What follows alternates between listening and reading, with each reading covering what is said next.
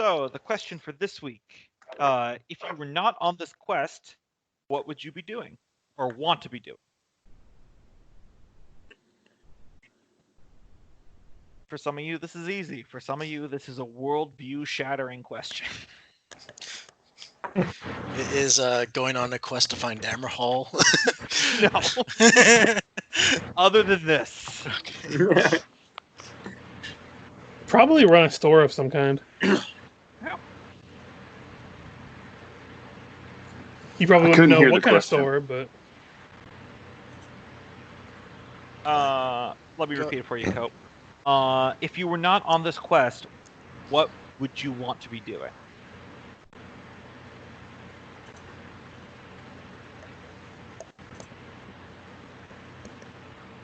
Finding other relics of dwarven history and ancestry.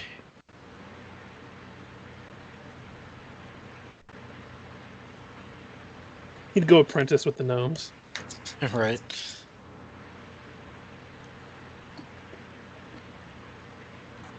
Kind of sounds like Nolgrim's one of those people that if you take away his one thing, he discovers that he doesn't have anything else. Shh, don't say that too loud. Oh god, without my one thing, I have nothing. Eldritch blast to the face. Oh, that took it to... Probably continue to learn about constructs and things with the lore master. Yeah, practically the same thing for Taskill, but with forging and cleric-y stuff. Continue to advance up the ranks, so...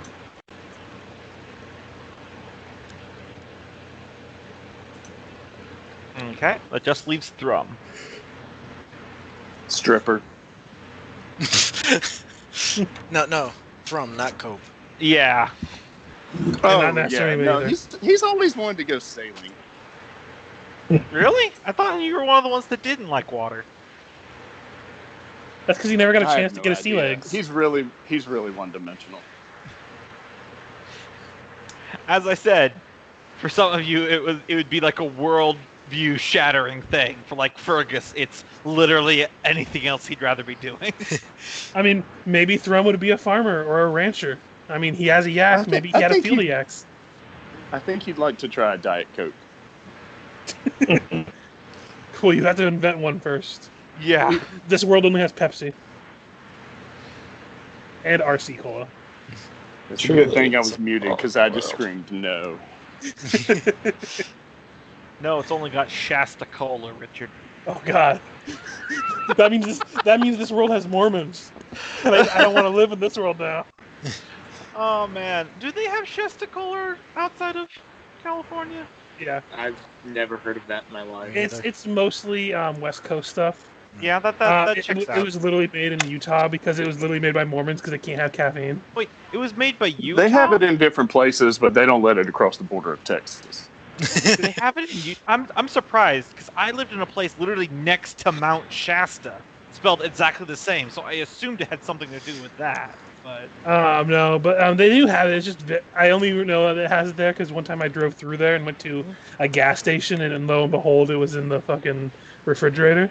It was when I was driving before when I went to go live in Nebraska for a while. Huh. I only ever knew it as that shit soda that you bought if you couldn't get the good stuff. It is pretty awful soda. I think a Western Family, if you know what that is, Gombo, would probably be preferable, and that was the most generic shit you could ever find. Yeah. It was literally like, it was this brand that made off-brands of every single other thing you could ever think of. Like literally, pet food, soda, fucking toilet paper. They had lunch meat. Like they literally were all over the place. Oh, you crossed the line there. They have lunch meat? I don't want to know what it's like to ingest off-brand lunch. I mean, just go find something that's, I think it's everywhere called Bud Egg. It's basically off-brand lunch meat. It's more one of these words than the other. It is meat in quotation marks. Oh man.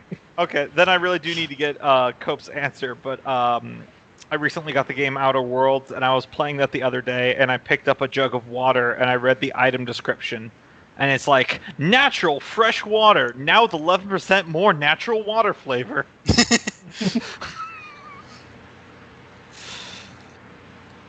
I'll have to think on Thrum. Okay, that's fair. That is very fair. We'll ask you Looking again for in a 5 secret minutes. Lost dwarven homeland that isn't Dammerhall. I will cause a dwarven hold to be lost so I can find it. Which makes me wonder, once could he we help find the it, what is he gnomes going to find do? their lost home? It's not that they lost it as much as a lot of them just kind of started wandering. They know where Gnomenhagen is. But those under gnomes that we Oh, know yeah, met. those ones. I mean, be accompanying them on their journey. Maybe you were a gold miner in a past life, and that's what you would have done. There's gold in them there hills. Silver and gold. Well, Be we can loop back into that. I will move us back over to the map we were on before. After you guys had just finished destroying all the automatons. Because it was automatona fun. Oh, Got him. Put on the Good news, we generic- have 2 of these that aren't completely busted for Freya. Yep. So yeah, well, where we left off, the final gnome automaton clanked to the ground. Guys, do you mind if we take this back to the ship for a little bit? I really need to patch up some wounds. I've got no problem with that. Hell, I'll even help carry back some of these freaking yeah. things. Grimia's gonna sweep the gnome bits into the submarine.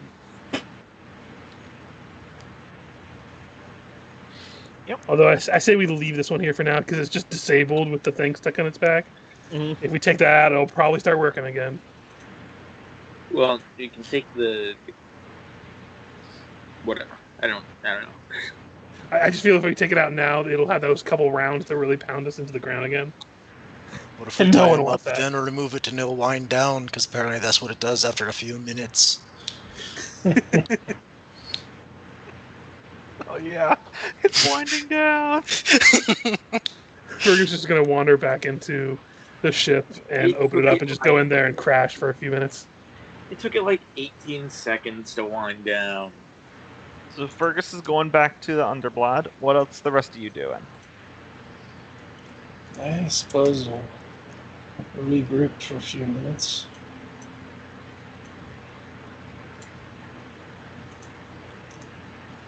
Because once we go into a short rest, I need to roll some hit die. As the group starts going, Nolgrim would walk up next to Ivy and ask, "Do you have a minute, lass? I feel there are some words I owe you."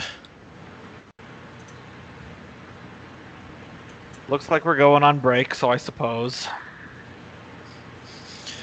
I want to apologize for many things. One, for being oblivious to how I had wronged you in leaving, not realizing you were wanting to come. But I want you to know that the reason why I did not apologize mid-combat is because I want you to know it was sincere and rather than something I did out of need. I would much rather get kicked in the face over and over than to have a friend think that I am just using their feelings to get what I want. It really did take a while winding down. It really did. You have no idea. But I mean, rest assured, if I clocked it, it would probably be about like 20 seconds, but it felt like years. you weren't even the one being punched in the face the entire time. You would go to wiggle too. I think he knocked one loose. I mean, I won't lie, I gleaned some enjoyment out of it. As you should. Trust me, if there's one thing that I encourage more so than anybody else here, is hold on to that grudge as long as you need. But know that I am sorry, and it was not intentional to leave you behind. Had I known you wanted to come, I would have made sure we came back before you went as far as we did. Give me a persuasion there, Nolgrim.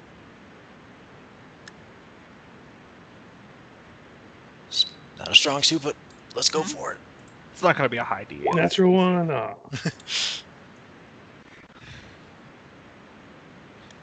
Oh. She takes just a sec to think over and goes, all right, I appreciate it. You do sometimes seem like you can't see your anything beyond your nose anyway, so I'll let it slide this time. I'm not going to promise I won't get even in another way, but I won't be letting you die if that's what you're worried about. And as I said, hold on to that grudge as long as you need to. I encourage it. It is my shtick after all.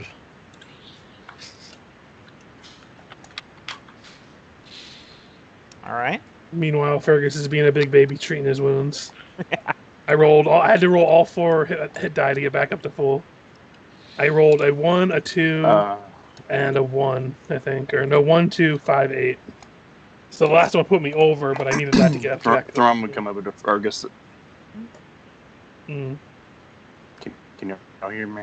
Yeah, Yeah. we can hear you. Yep. Okay, sorry, it's going in and out. Thrum would come over to Fergus and say, "Aye there, boy. You're gonna be all right. Won't be permanent. Not like this. See here?" And he holds out his arm. "Can't bend it straight.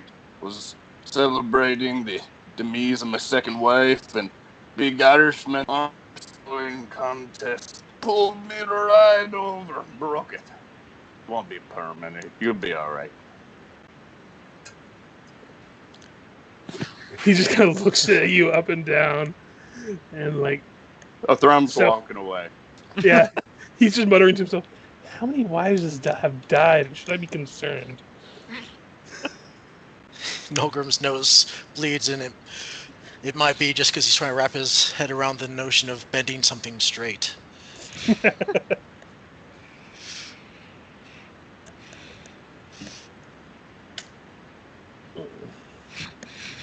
Yeah, I'm fine if we just take that hour rest and get back up. The I'll interior of the ship seems pretty still at the moment. roll hit dice of my own too. Also, you guys notice that I added a lot more decals in between. Yeah, and like sessions. bridges or ladders and hatches Yeah. and stuff. Can y'all hear me? Yep. Yes. Okay, sorry. Don't worry. I'm back to full. By the way, how's my sound doing? By the way, You're crystal You're clear good. to me. Yeah. okay. I just have to periodically switch my input because otherwise it fucks up. So Yeah. I think Coves gets a little laggy at times, but it's not bad. Yeah, I'm out of town right now, so it is sucking ass. Gotcha. I see. Well, and if it's good to know, we don't know if it's your internet slowing down or just your drunken slurred speech. That's true. So, I would go with the latter. yeah, that's our standard assumption. So Where's Nolgrim? I pooped on your token.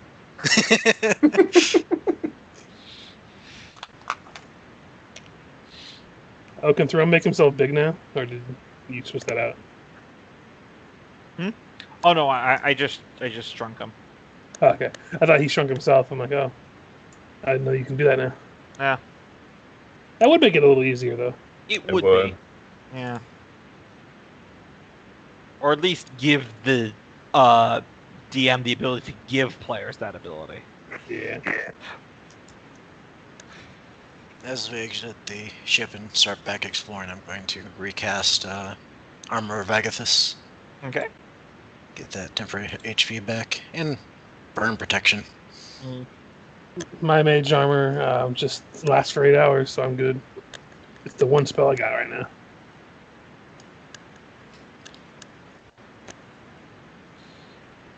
Alright. Moment.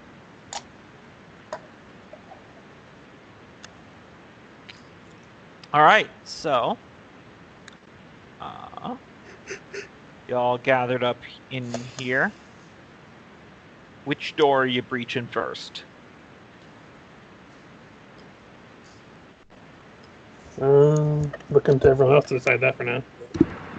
Left is always right, is a saying I've heard and lived by. So, top one or bottom one? I think that would be the left one. Because if I was here and looking this way, that would be the left. Oh, bloody hell. Technically, that would be behind. Back left. Anyway, stealthing now. Gonna try to stealth open the door. Okay. It's another like a pressure seal thing. Mhm. Okay. So you swing the door open, and here's this room. It's mostly empty. However, this entire wall here has a bunch of like mechanical controls with levers and jeweled buttons. Oh shit! I thought those were more automatons. Hey, Laura, can you get the phone? Okay. Gonna kind of point that out to everybody, but I'm gonna go check the top door before we go in. All right.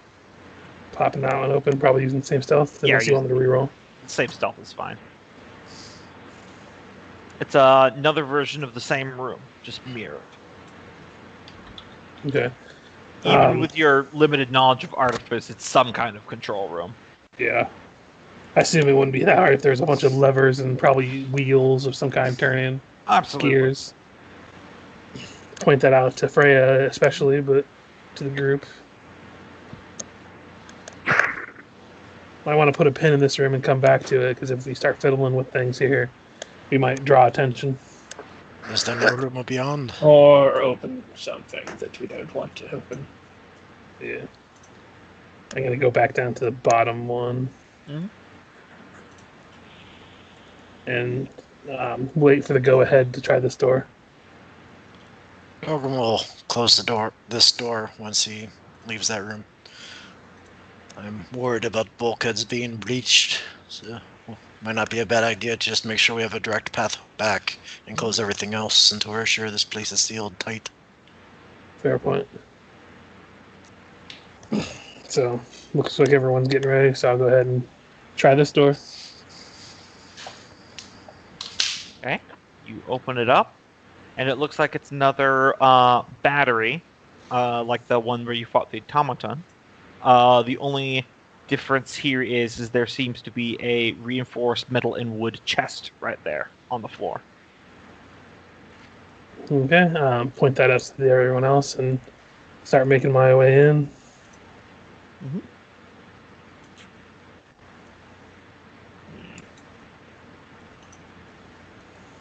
Alright, let's crack it open and see what treasure we found. Well, give me a second. I'm gonna go ahead and try to check and see if it's locked and or trapped. It does appear to be locked. You can tell that right away, but Okay. I will check and see if it's trapped. it is not trapped. Okay. I'm gonna go ahead and do Thieves' Tools check and try to pick this thing. Well, this is just which attribute would I be using? I would say either Dex or Intelligence. I think the same right now. I'll just use Dex, and it adds a D4 afterwards. Yep. 14. Oh yeah, more than enough. I think there actually is a. Oh well, yeah, I had tools, not skills. Blah, sorry. I do actually Yeah. have it. I just forgot to check it when I rolled. Yeah, I I have it gotcha. set up. Yeah, it's a very simple lock. You pop it open, and inside there are 6 vials that have little labels on it. And there's a note inside the chest that says, well, it has something in Gnomish. You can read Gnomish. Yes. It says for emergencies. And if you inspect the vials, they're kind of a bluish liquid, but the bubbles in them look like tiny jellyfish, but they're still clearly bubbles. And the labels are, says in Gnomish that they are potions of water breathing.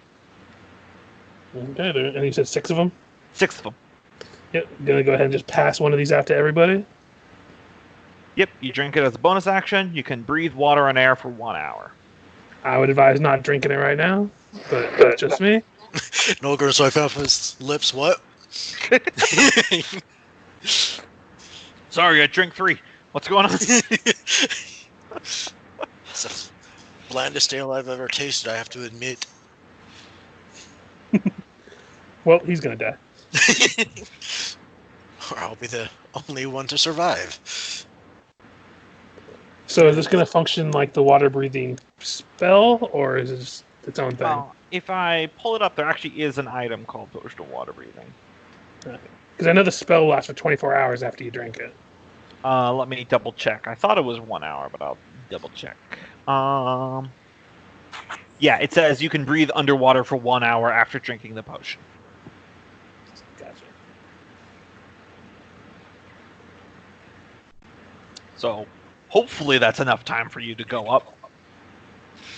Unless something pulls you back down.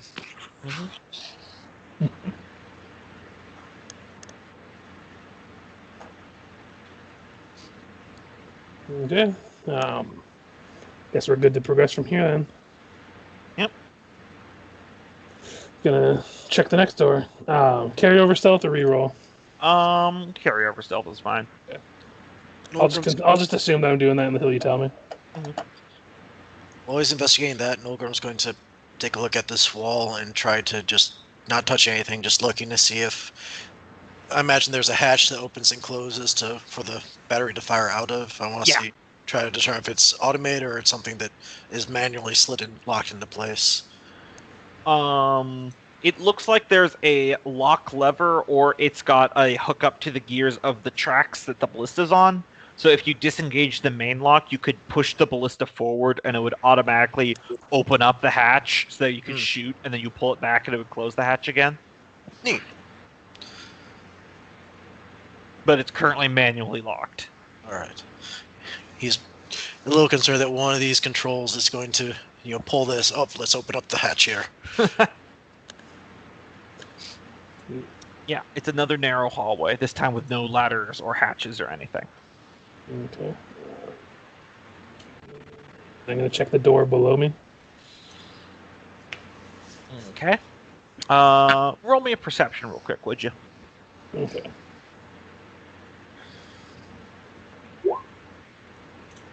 Nothing. Okay. Open up the door and give me a dexterity saving throw as a massive blast of steam just shoots out of this room.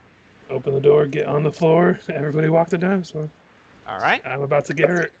So it is another engine room. And let me pull this. I think I tickled somebody's bone. 13 fire damage. Oof. Steam to the face. Yeah, I just stumble backwards. That's hot.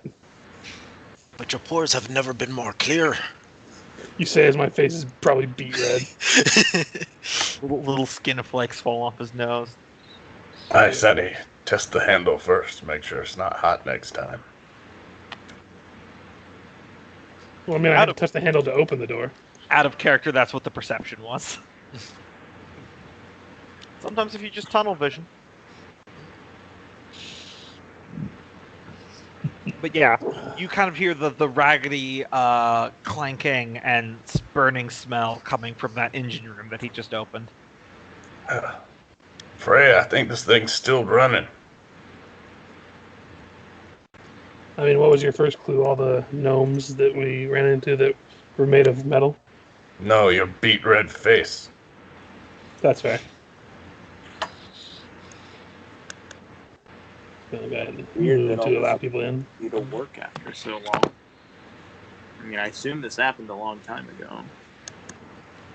Hey, Gnomish inventions are built to last, I suppose.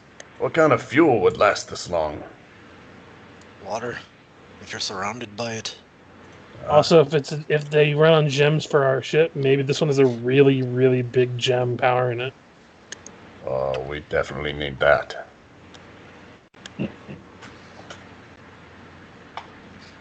Put a giant gem over the top of Dammerhall.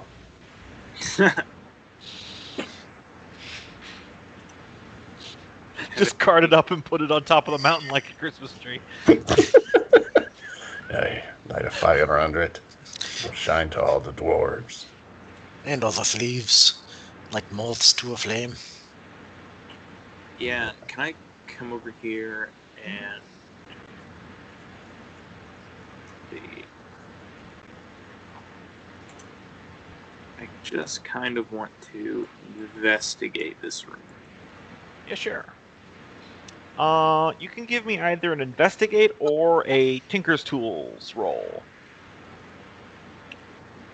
Let's see, investigation 6. Tinker's Tools is also 6. So. Yeah, whichever strikes your fancy then.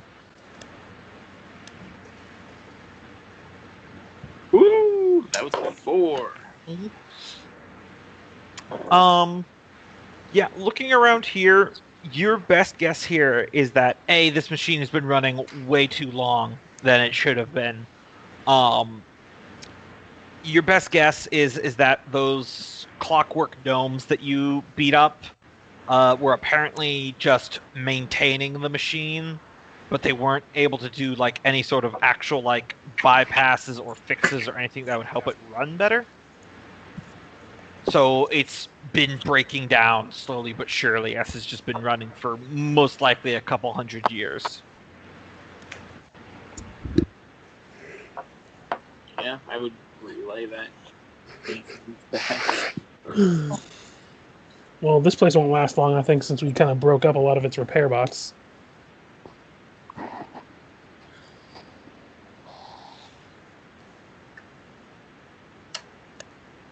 So, continue the search, shall we? I, You?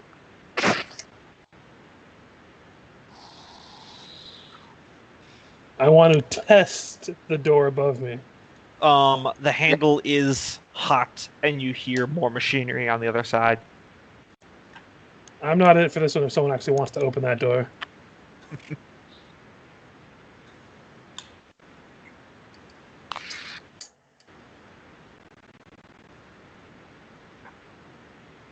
Don't all speak at once. Looks like we're leaving that door closed. That's a good point about all those little bots being gone now. How long do you think that engine will last before it goes boom? Well, thankfully, that's what we got those potions for. No telling, but I wouldn't invest in any of the local real estate.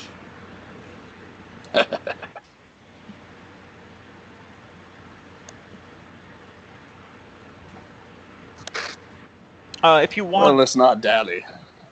yeah. I was just giving someone else the option of if they wanted to open that door. Otherwise, we're just going to leave it for now. Because it's hot to the touch. And I already took like a third of my health just opening the last door.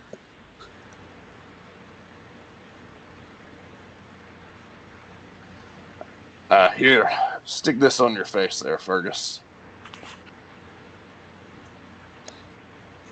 I don't know what that is, but I'm just going to move on. Poultice. He pulls a wet, goopy cloth out of his pocket. Oh, God. Pushes it on your face. When you describe it like that... I just see wow. him trying to fight with it, but he actually winds up getting healed from it. I'm like, oh, it's that. You really need to get a special container for this stuff and not just carry it around in your pocket. There have been so many in there. I feel like there's a good starter formula in my pocket, and it all kind of melds together. Is your healing salve sourdough? He needs to keep it close to his central core. His body There's a needs little to keep it room temperature. There's a little bacteria in there. Nothing to get up in arms about. I'm gonna go check this door because I'm not opening the other door. Yeah, this one is not hot to the touch at all. Okay. Gonna go ahead and check it since I don't know. No one's told me not to yet. Yeah. All right. Let me reveal.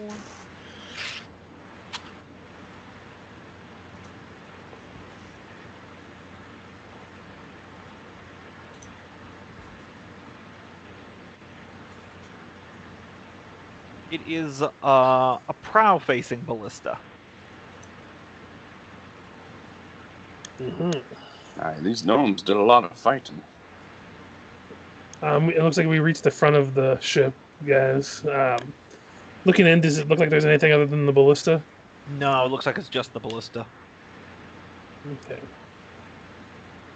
Go head on back, and other than the one room that might be full of machinery, if we want to find anything else, we're probably gonna have to go up or down.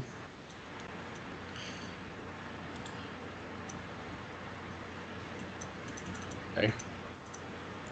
I don't know a lot about ships, but I like going down better than going up. You guys do know from what you looked in last time that the hatch down is to like a very cramped engine crawl space along the bilge. It's basically one long strip hallway that's just used for maintaining certain mechanical parts and the interior of the ship. As out of character, I will let you know there is actually no map for down there. It's just described.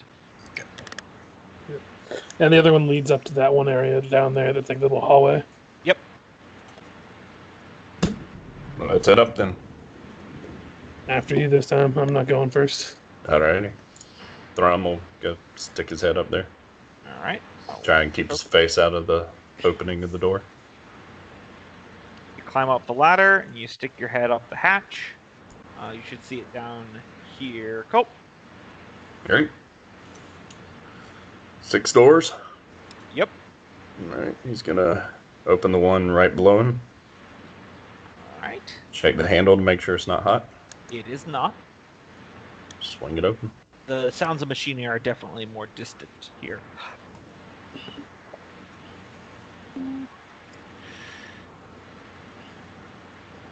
Yeah. You swing it open. Do we see anything? Yeah, I sometimes have a habit of going too fast and forgetting stuff in the PDF, so I just keep checking just in case. But you swing it open, and in here you find what looks like a bed that was hastily tossed, and that there is a wooden chest here, and it is unlocked and open, but it looks like it's empty. Okay. Except for a few rags. And he's gonna quickly open this door, make sure there's no monsters, open that door, make sure there's no monsters, and then open that door, make sure there are no monsters. Okay. This one looks likewise like the other one. He's not going to investigate really that deeply, but just open the doors, just make sure so everybody can come up. That one is another. And then this one down here, it's actually something different. It's actually the galley. All right. And then he would holler down, all right, looks pretty clear. I'll go ahead and come on up and take a look at the rooms. Are all the chests in the rooms, not the galley one at least, the other ones all opened? Yeah, they're all open and empty. Just for good measure, I'm gonna look for false bottoms in any of the chests. Yeah, sure. Just give me a generic investigation. And Thrum will be looking through the galley for anything edible. And 11 for investigation. 11? Yeah, you don't detect any false bottoms. You kind of get the impression that people were just grabbing all their stuff in a hurry. Gotcha. Alright, looking at the galley. Okay. Yeah. So, you look around the galley, Thrum. There were a few jars or sacks of something that used to be food, but it's long since rotted away. It's reached that point of rot where it's no longer smelly in here. It's just dry, stale smell. If you really want a dagger or something, there's probably a kitchen knife that could be a suitable use. Mm-hmm. But you do find in this chest here, it's unlocked. You do find several sealed and preserved jars of various spices that look like they're actually still in good shape. That can come in handy. He'll take the. Is the chest super big or? It's like a smaller footlocker. It weighs about 5 pounds. So. Okay. He'll carry that in one hand as we're walking. Something to keep the spices in, I guess. Mm-hmm. Alright. So, testing this door then. Yep, it's definitely not hot to the touch. You can open it. Yeah, I do this slowly in case water or anything gushes out from under it. Yeah.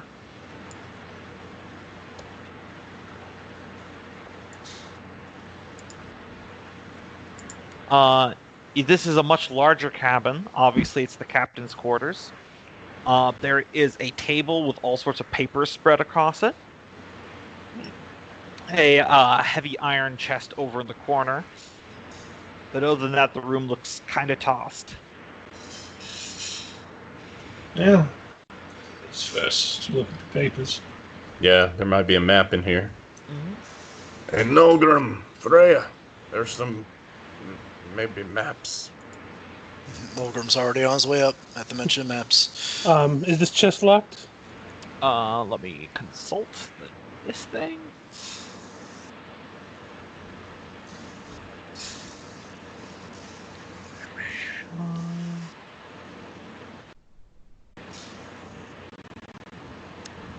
Yes, it is locked. Okay, then I would call Ivy up to help me with the chest this time. Yep. She's in on it, so she can give you the help action. Yeah, I'll let you do the papers and stuff first before I Okay. handle that. Most of what you're finding here is just like some stuff like crew shift rotations, as well as what the ship's former cargo was, which was mostly just provisions and bolts for the ballistas. You do, however, find a map of the entirety of the central lake of the fungal jungle, including the location. Dammerhall? Including the location of a island, a large one, in the lake. And there's a little X on it that marks a settlement for, I want to make sure I don't, for Vostenstad, which is the lost gnomish city on that island. Aha. I don't actually have a handout for you guys, but I'll just reveal it when we go back to the big map. All right. As you said that, Gombo, you said there's an X on it, which marks the... And I was just waiting for you to say spot. Close. Yep. Okay, so first I'm going to do an investigation with their help to make sure no traps on it. Mm-hmm. And then a Dexter D4 on top of it just for good measure. Yeah, there's definitely no traps. Oh, Warder's intuition was added already, so I don't have to... So it would have just been a 22. Still, either way, definitely no traps. Okay, and then I'm going to try to pick it. Hot damn. Wow. 14 each time. How did you... Wow. It's the Every exact- time I roll it's advantage, the- I feel like I not do that only a was lot. it the exact same D20 roll, but the exact same D4 roll as well. I think the D4 roll carries over because it's Oh, D20 okay. with advantage. Well, can he roll that 1d4 again? No, it's only the D20, now that I think about it. But yeah, that's actually not good enough to crack this lock. Well, we have a chest to carry with us, guys. I can try. I'll try again tomorrow. Why don't you just try Nolgrim's lockpick? What? His actual pick, I get it, yes. But Oh. if the contents in here are sensitive, we can risk damaging anything that might be important inside, and we just break it open. I like the Nolgrim. It's like, what? But I mean, if you want to break it open, be my guest. But I think we should That's a just take it fair with us. point. If you can pick it up, then we can probably take it with us. It might take me a couple days if I can't get my hand steady after being hit in the face by a mechanical gnome. That's all it takes to shake you. I mean, to be fair, we've been down here for months, and that's not even the weirdest thing I've seen so far. Also, I was turned into a frog. That's, I think, it's going to take the cake for a while. Like 3 days ago.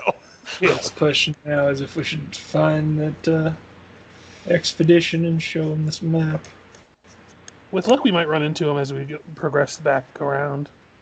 So I imagine we're going to have to go back to our car. Or We're if not we just should going to... go to the island ourselves first. Okay. I mean, we're out here. Yeah, we gotta find something to do with Esket. See if it's still there when we get back. God, if we lose all our supplies, we're fucked. That's a good point. Let's keep moving. We have some more of this place to explore if we want to see if there's anything valuable to take. Okay. Got what we need. Fergus, you got the chest, or you need a hand? Let's go. I'll make a long trip to go back down to the ship, our ship, and put it in there before I return. You guys don't mind waiting a few minutes? Yeah, Thrum will No, join you no, and Grom. put the spices in there too. Oh, we're gonna help you carry it. That works. Between the group of us, we can get both chests down there and put them in the Yeah. ship, but away from damage or something if something happens. Yeah, the chest is actually pretty heavy. Whatever contents are inside of it weighs it down. Huzzah! That means possibly good things or possibly just an explosive. I hope it's some Lead pork ingots, guaranteed. and bacon.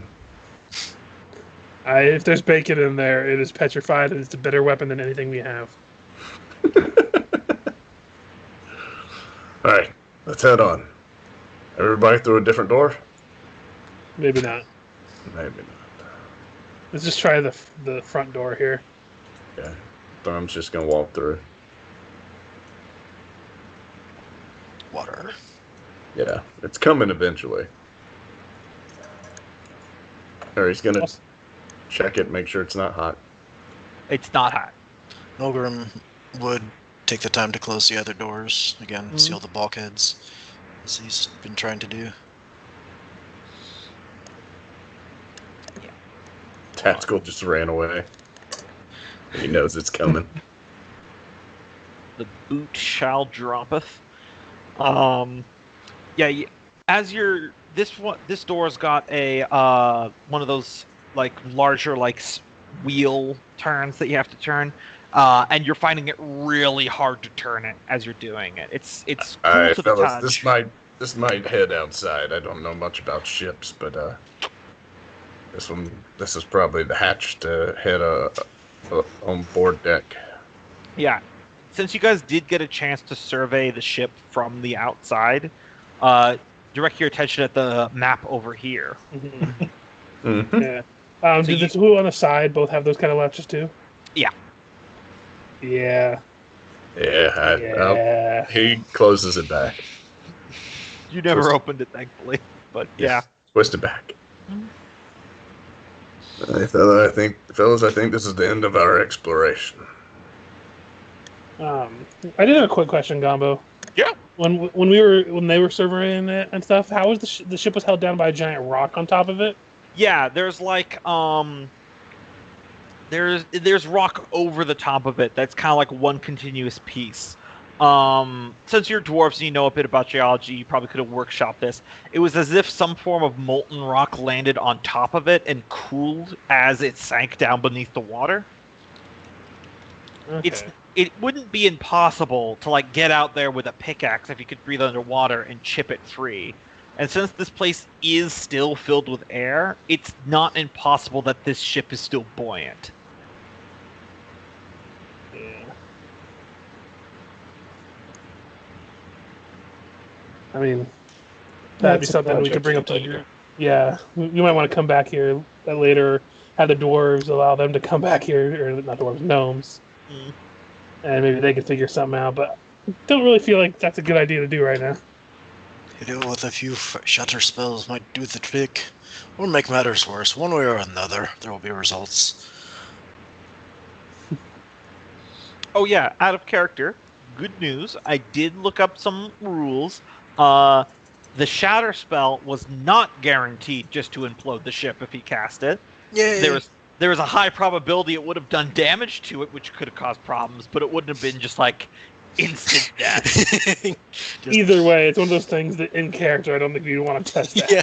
Yeah, that's a genuinely smart call. I just remember when he was thinking about casting spells, and I remember he had that spell. I'm like, oh god, no. Hey, it would have cleared out that room pretty quick. Well, And it would have been yet another campaign that Way of the Wicked outlived. right. Oh Lord, we don't need another one of those. Imagine right there at the end. We need one more campaign. Oh Lord. So should we make our way back to our ship then, or do we want to check out the controls and see if we can figure out how this thing works for the future? I think I have no problem staying and studying this a bit longer. Maybe see if we can get away that those engines in the front that we saw aren't going to explode before we get back because they were already damaged or wearing down. Aye. Yeah, if you just want to do some inspection stuff, I'm going to need Freya to give me, I would say, another 2 Tinker Tool rolls. Okay. Also, I'll just reveal the last room because you kind of already know what's in it. Yeah. We already checked all these chests, right? I wasn't like. Yeah, they were all empty. Okay. I mean, there's functioning chests with built-in locks if you're really in a dire need for footlockers. But lock's not a key. Yeah. Hey, can you shift click me? For some reason, my screen messed up and I'm in a complete blackness and I can't find my way back. That's a 7 and a 17. Okay.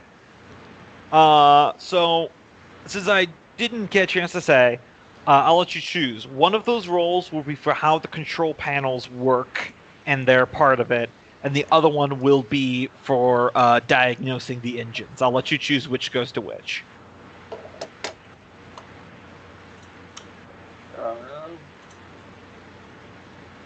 Let's go to diagnosing the engines is the 17. Okay. So, good news, they're not going to explode. They're mainly just clockworking gears with a little bit of magical steam in it. They're not going to be going critical and leaving a crater. Opening up the door with a vent of steam was as bad as worse as it's going to get. At the rate this thing is going, it looks like the gems that was used to power it had long since been burnt away. And it's basically been like that thing where the car is running on the fumes of the gas tank, except it's been doing that for about 150 years. It is keeping the interior of the ship pressurized. And you do think that it is possible to get it working again if you had a lot more time and more replacement parts that you're not sure if they're actually on the ship or not. If left in its current state, especially now that there aren't any clockwork gnomes maintaining like the levels, these engines will likely overheat and just kind of melt down, where just the parts will become too hot and fuse together. So what you're saying is if we don't get it above water soon, we're just going to have to forget about this thing forever. Unless you do cut 'em even off? more extensive repairs. You don't have a day estimate on how long that would be with the 17. It could be in the next 5 days, in which case your timing is pretty coincidental, or it could be months from now. Could you shut them down? That would also depressurize and make it so it wouldn't be buoyant anymore. So most likely it would sink further. Well, it is on the lake floor, so Okay. it's hard to sink further. Okay. But if we ever wanted to raise it, but I'm not sure if we would want to. If you shut it down, there would no longer be air circulation in here. So anyone inside the ship would have only so long before they start suffocating. Not a huge deal if you guys just up and leave. Yeah. It is possible that you could try to restart the engines again if you came back.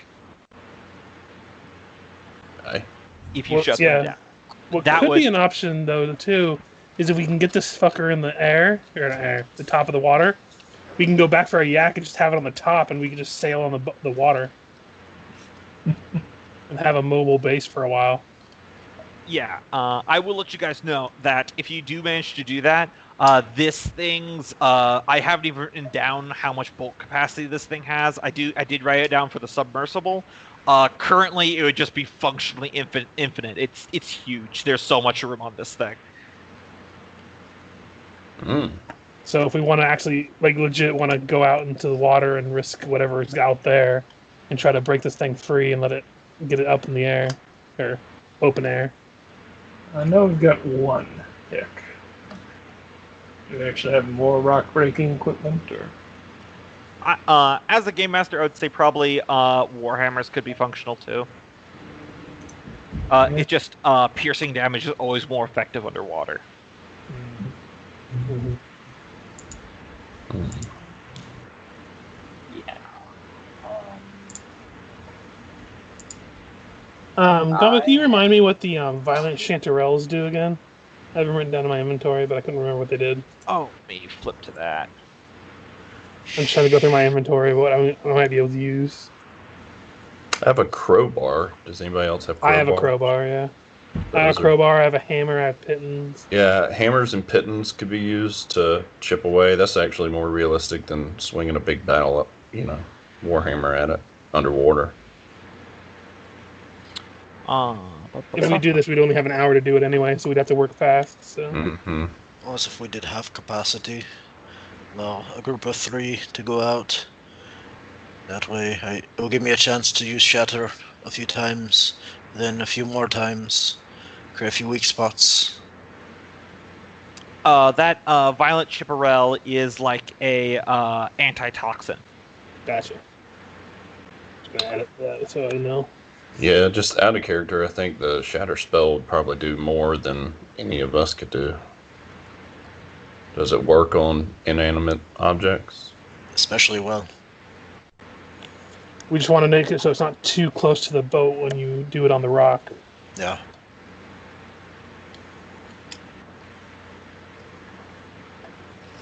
Well, if you want to go out there with that, you could give whoever else is strong here, probably Thrum or Taskill, your pick to be able to really get into it. And a couple of us can go out there with crowbars and hammers and chip away what you don't get, and you can make another attempt at it later time if you want to stagger it, like you said. And I imagine the Steel Defender doesn't necessarily need to breathe, right? Yeah, Probably But chomp can it first. swim? Could probably just walk on the boat on the top. I mean, it has athletics. I would say it'd be very hard for it to swim, but you are on the ocean floor, on the lake floor, so it could just sea walk. I just drop it on the deck if possible. Well, I don't think we should open a door, but we could just Well, I mean, go out where the we way docked we our came ship, in through yeah. the submarine. We don't even have to go into the submarine, because isn't it an open thing where we can jump into the water, or is it like an actual?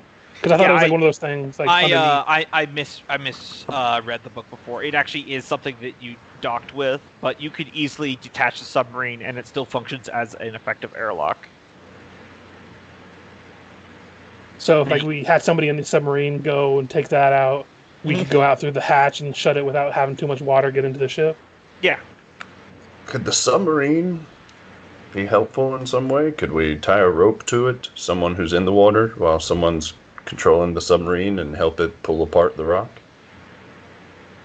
Do we have enough rope? And I am a little wary using the tiny sub, at least at first, maybe to haul out chunks, but not pull until we get sizable chunks taken out. Aye. Maybe where we see that we've got a big boulder that needs a controlled drop.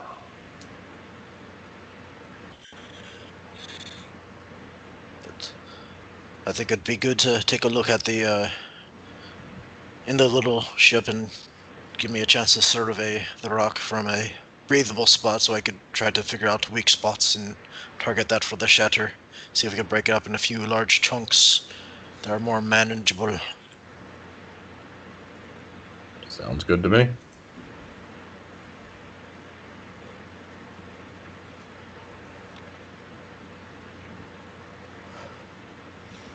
So who's going out there with Nolgrim then? Who's staying in the boat? Because if we want to stagger it, that means there's going to be him and 2 other people out the first time. I mean, And the I second imagine, time will be him and 2 other people again. I imagine this is a task for the Brawny, as well as the one that could control the Steel Defender. Yeah, so you, Freya, and then either Taskill or Thrum. Thrum's big form might come in handy. Oh, That is yeah, I true. didn't think about that. That is very true. You just have to get up there, go big, and just start smashing. Yeah, Thrum, crush. The Steel Defender takes my verbal commands. If we went underwater, I don't think I'd be able to command it. Not as easily. It might be like a You perception. can give it the command to follow you and attack what you point at, and that would be a command from here on. Yeah, crush the rocks that you point at. Alright. I just say attack what I point at because it'd be easier in case you guys do get attacked. Or can you give it the command to where you don't even have to go out to follow Thrum and to help him crush rocks? It's genuinely not that sophisticated in its programming. Okay.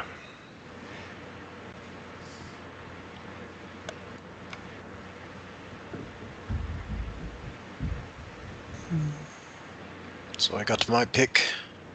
What tool do you have to break apart rock? I've got these pitons and this hammer. Don't you also have like a pike or something too? Good. Anything piercing, I know it does really good. Too bad we don't have a trident. Yeah, let me pull this up out of curiosity. Oh, right. Not only do I have this pick, but I also have this. And pulls out his miner's pick from his backpack. Well, that'll help. That'll do the job. Can you imagine a giant Thrum with a giant miner's pick? Alright, can I borrow that? Nolgrim will hand it over. Alright, just don't shatter me out there with your magic.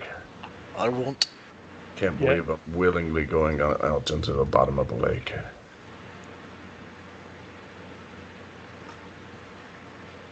But I have always wanted to be a pirate.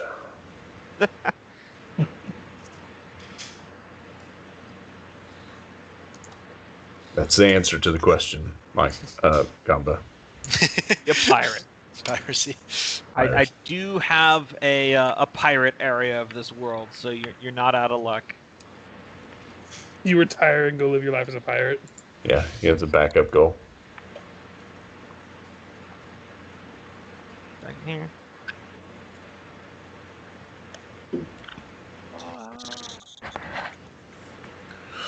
We're gonna die at the bottom of this lake. Probably. Have fun.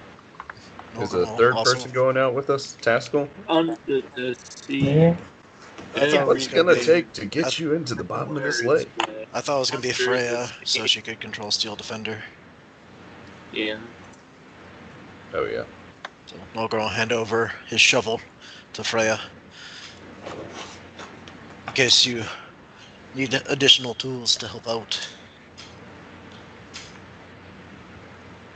Yeah, Thrum will take off all his gear and clothes and down to his skivvies and put the pitons and the hammer on his belt and carry his pickaxe. Hold on. And I'm going to give Thrum my old leather armor. It's probably not the best fit, but it's better than going out there undefended. We've seen things that come out of the water with claws. This stuff, my elbows are tougher than this. I'll All need, Just this will put it do on. is help them find where I am. You keep Okay, fine. Go out there and die. I'll need a little bit of time to commune with the ancestors and reallocate my resources so I could start fresh. So what's that, like an hour? An hour short rest so I could refresh my spell slots and get 2 uses of we had Shatter. a little short rest at the beginning of this session. Would you have been Yeah. able to do it then? Yeah, but then I cast Armor of Agathis right after. Oh, okay.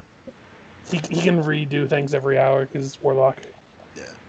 Oh, that's Although- nice. While I have the Armor of Agathis on, I would go ahead and put it to use. Oh, we already opened this other. I Perfect. revealed it. You Okay. could say that you just put it to use. Yeah. So I won't sweat it. Yeah, just let the cold armor absorb any sort of potential hot steam in my face. It's like when you put water on hot coals in the steam room.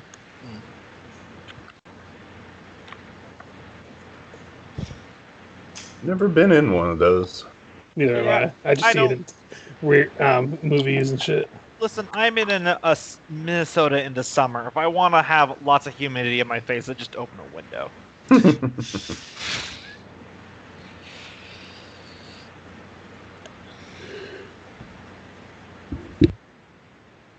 All right, I'm just finishing something here.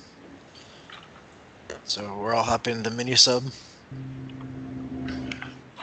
I think isn't it just the people who aren't going are hopping in the sub? Yeah. And that way you guys can get out of here without having issues. Because if we open the sub while we're underwater, that's okay. I wasn't sure what the airlocks were. I thought the mini sub had a little airlock compartment to it.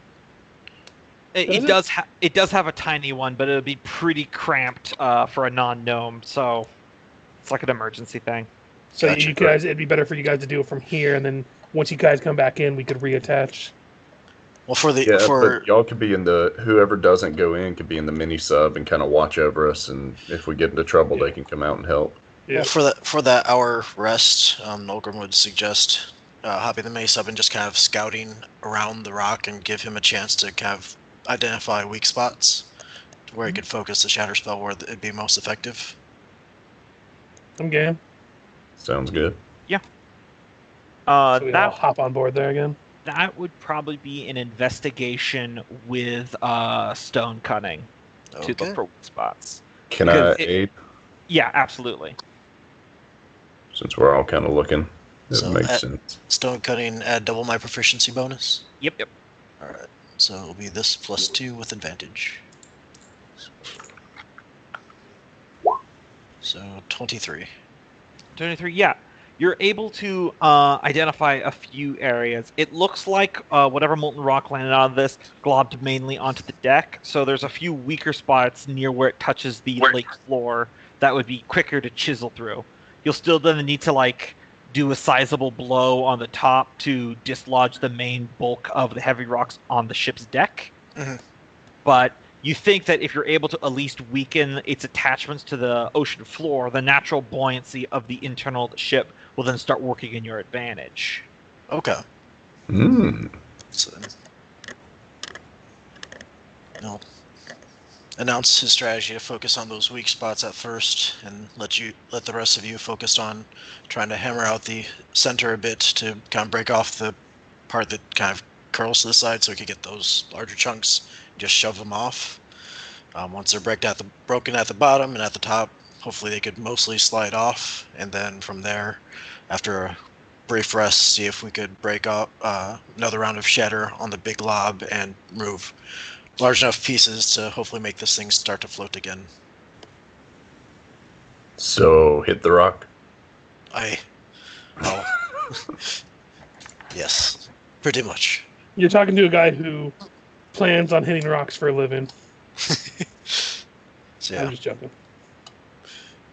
So you guys will be on deck. We'll all be on deck, but he's going to focus on the sides that are adhered to the ground first. And we'll focus on the spillover spots for this first go-around and see how far we get. Aye. All right. So, remind me again, who was going out? It's, Nolgrim and Freya and, was it, Thrum? Mm-hmm. And, our Steel Defender. Yeah, well, I figured Freya and Steel Defender would be a package deal. Yeah. All right. Second here. Nolgrim, Freya, Thrum. And everyone else is just going to be watching from the sub. Yeah. Overwatch. Mm-hmm. It has flashlights, or it has lights on it, right? It does, yeah. Do we forego the lights until what? Something happens? Go ahead and use them.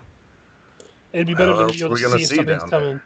Yeah, if something's coming towards you, it'd be better to see it. And anything that could see you guys down here it's honestly going to be worse for them if there is light because it's. Oh my underground. god, you have a map for this. This was planned. No, it Yeah. really wasn't. While you guys were talking, I was hastily throwing this crap together. Improv, go! Oh god, improv! Awesome. No, if I had planned for this, it would have been like a lot prettier map. Yeah. Oh, it's a raft. Yeah, I love it. Gombo. This is so slapdash. You have no idea. Hey, I've been there. I appreciate it. Benny, what I was saying is these are aquatic things that live in total darkness. If anything, the light's going to help us against them if they do show up. Yeah, that That's makes fair. sense. Can we do a knowledge nature to verify that?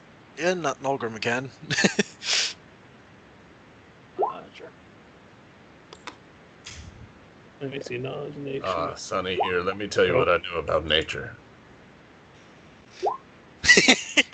Is that it should stay out of the damn water. It's anyone's guess at this point. It seems legit. I'm standing by my theory. Alright. Nothing else will make it easier to work, and you're not wrong in that if it could probably see under here without light anyways, then a light's not going to make it any less advantageous for them. Blub, blub, blub, blub. Swimmy, swim, swim. I'm also going to check and see if the hatch on the submarine, even though it would be cramped, would be possible for at least Fergus to be able to get in there in case of emergency.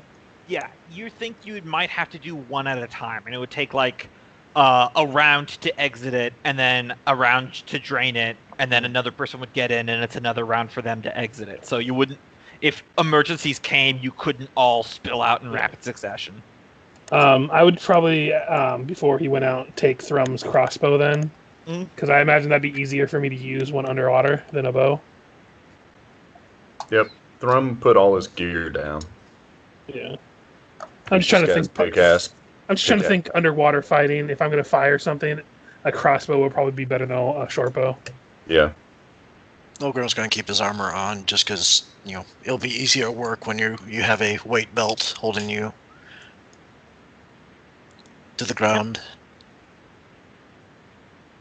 Thrum is not. He's going to take his off. All right, so you guys see the map. Arrange yourself where you think you'd be working on this rock.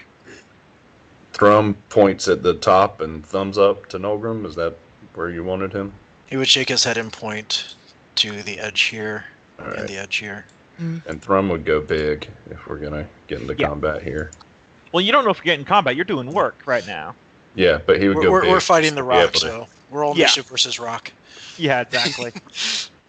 So, Also, fun fact, you guys can hear underwater. It's not outer space. Yeah. Technically, even with the potion breathings, you can talk to each other. You just can't hear each other beyond, like, after, like, 10 feet. Oh.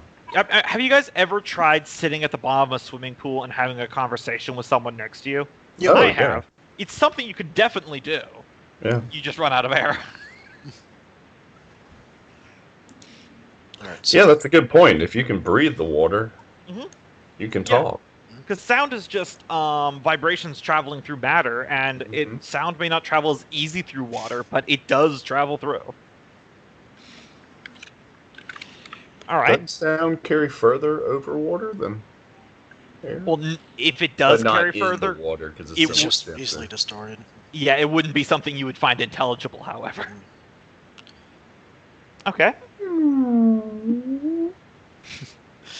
Here comes the whale. So, Thrum is working on the top. Nolgrim, you taking a side?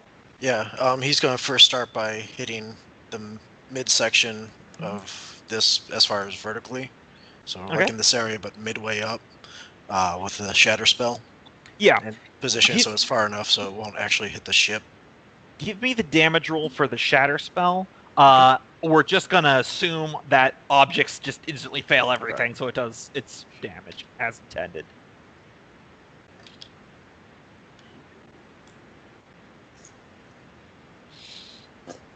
Yeah, the spectral dwarf forms in the water, and it swings in. It only does like 3d8. It doesn't do any like double damage against objects or something like that. Let me see. I thought it did more because higher spell level. It says anything made of inorganic material such as stone, crystal, or metal have disadvantage on a saving throw. So In this case, since you're using it for like a utility purpose, why don't you just roll the damage a second time and add both results together? All right. What level of spells do you have for your Warlock, by the way? 2nd level. Okay. I was gonna say because 3rd level does more, but I Yeah. forgot how Warlocks worked. Yeah, it's always at that max level. Okay. So you hit it there, and it causes a big smash, and lots of rocks kind of gently fall away. You all feel the vibrate through the water, even those of you in the underblad kind of feel the vibration in the water. So this section of the thin rocks has about... What'd you roll there, Fergus? Oh, I was looking at the roll thing, and I accidentally hit it when I was trying to close the... Okay. So just so you know, the thin sections on the side here have about 30 hit points. But however, they have what's called a damage threshold of 10. Damage thresholds are different than hardness from Pathfinder. Hardness in Pathfinder, it's like a damage reduction. Thresholds in 5th edition is that if you get equal to or under that amount, it does no damage, but if you exceed it, all the damage goes through. So in this case, Loki did 28 28 points of damage, and it has a damage threshold of 10. So he did all 28. If he had gotten 9, he would have done 0, if that makes sense. I gotcha. So this side here, I'll just quickly note it down here, because I said I had 35, so 28 minus 35. Or 35 minus 28. Yeah, it's only got about 7 hit points left. Okay. In that case, Nolgrim, Loki. Well, is Freya and Steel Defender focusing in that area? It's up to them. Yeah. Okay. Yeah. So he'll leave them to work at that area, and he would help Thrum with this one and save the second Shatter Spell for when they're running a little bit lower on time and plan on trying to see how things are and figure out where it'd be best to use after a little bit of elbow grease. Gotcha. If you want to, Michael, real quick, give me an attack from both you yourself and the defender. Don't even bother rolling to hit. I'm going to say you auto hit. Like, technically Stone has an AC, but I feel like that would just unnecessarily drag this out, considering you're not in combat time right now. Yeah, okay. So, just the damage. I'm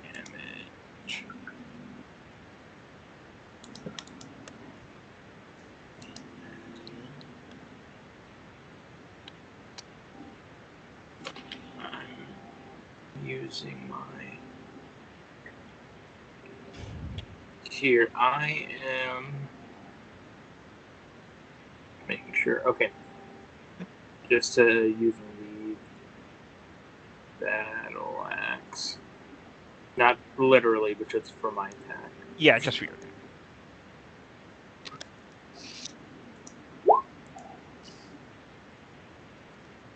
Or, I don't know how. I guess the weapon or whatever, it would make more sense to damage it with would be like the hammer and pit, right? Yeah. Yeah, so I don't know how much like damage that would be to the rock. You can keep that damage roll. Why don't you roll an extra 1d4 damage to add on to that?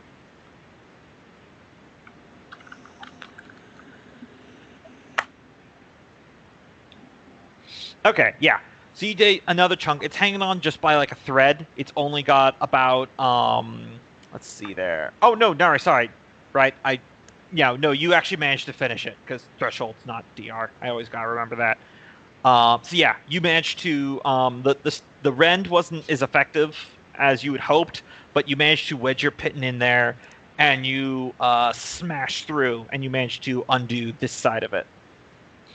I'm gonna say like by this point, like 10 minutes of your underwater breathing are gone. Okay. Nolgrim's actually going to experiment around with Eldritch Blast and see how that does against the rock as they're trying to chunk this portion off. Okay, but I think Thrum still gets to go first since Yeah, he's the one yeah. who hasn't done anything yet. By the way, did you guys or did you not turn on the light? We did. You did. Okay. We were erring on the side of if anything can see down here, they don't need light anyway. So why not give light for ourselves? Yeah. I don't know how dark vision works underwater. Same thing. Yeah. So Thrum, if you just want to give a damage roll for your weapon of choice. Sure. Pickaxe. Can he, if you two-hand a pickaxe, would it be like two-handing a battle axe? If you used a war pick, in this case, I'll just say since you're attacking inanimate object, I'll treat it like it's got the siege property. So it's a 2d8 damage plus your strength modifier. Oh, great googly moogly. Okay. So But don't get too excited. That's only against stuff like loose, soft rock like this. It's limestone. It's pretty weak. Also, plus your giant-sized extra damage, of course. Yep.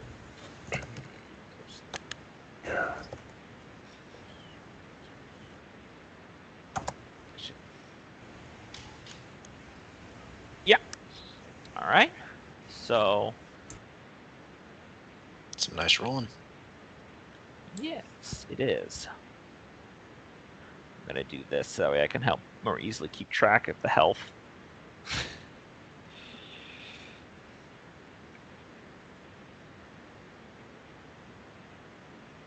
There we go. So then that would be. Sorry, my computer's just being a touch laggy there. Okay, cool. Yeah, you take a nice big hunk out of it, but it's still hanging in there. Before Nolgrim does anything, what's everyone on the submersible doing while this is going on? I'm keeping an eye on the sides of the ship that they're working on through what we can see around the outskirts of the light. Taskill, what you doing? Observing, I suppose, but Although overall not too intently. that's the question: who's navigating the ship, like the submersible? You could just stay in one spot roughly without much issue. Taskill's Diver 1 ready to go. What are these little poop blocks that are showing up? Oh, those are rocks that I'm using them as tokens for keeping track of the health of the rocks rather than writing it down, so I don't have to keep holding all the numbers in my head. They got little health bars and everything. I'm just keeping track. So Taskill, you're looking at one of the side windows, probably near Fergis, and you're the only one whose passive perception is high enough to notice coming up behind your daughter is a long eel-like fish thing. You didn't even notice it at first because it only becomes visible when it enters the spotlight. It might have been invisible to dark vision. Oh, jeez. I'm glad we turned that light on. Goodbye, Freya. Honk the horn! I've never done underwater combat, but I have a feeling we're about to. Yep. So it will get a single surprise round attack on Freya before we roll for initiative. Watch me biff it. 17? Michael?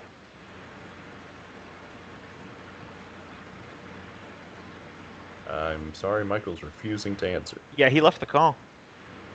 Oh, is he not in the call? He just says he left, I just noticed.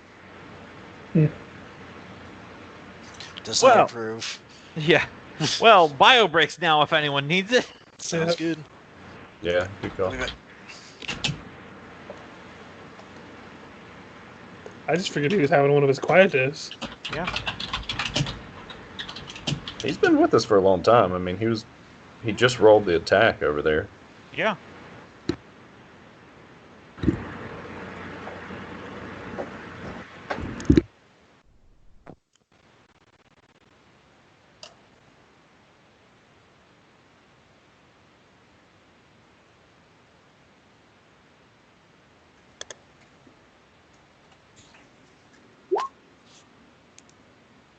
And he's back.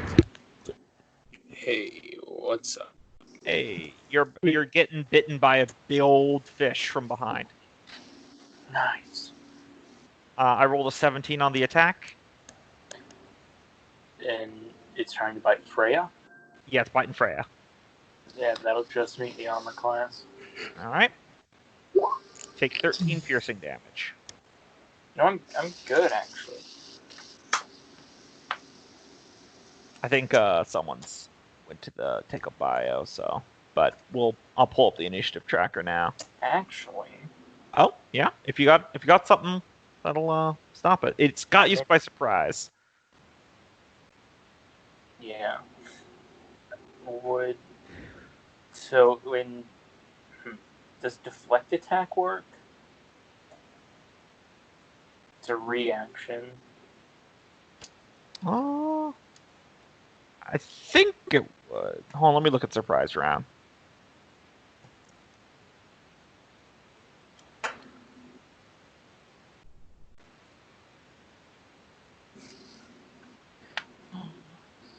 Also, the defender is never surprised.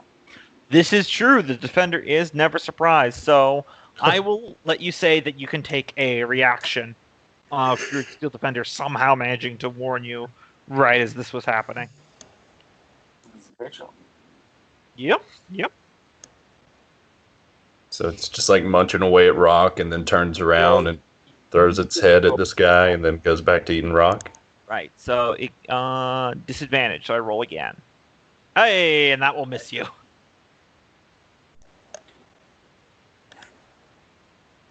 I was looking through the sheet and I was like, hey, it says you can't be surprised right there. Yeah. And it's right next to you, so it's very reasonable that it could warn you. Or not warn you, but use its ability. My brain. So cool. Yeah. We can roll for initiative now. It's like chomping at the rock and back kicks this guy. I'm not out there, but I'll roll for initiative for now anyway. Yeah, well, I mean, you might hop out of the sub. You don't know.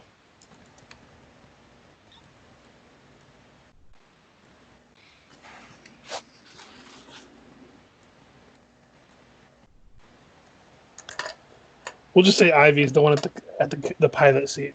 Yeah, it's reasonable.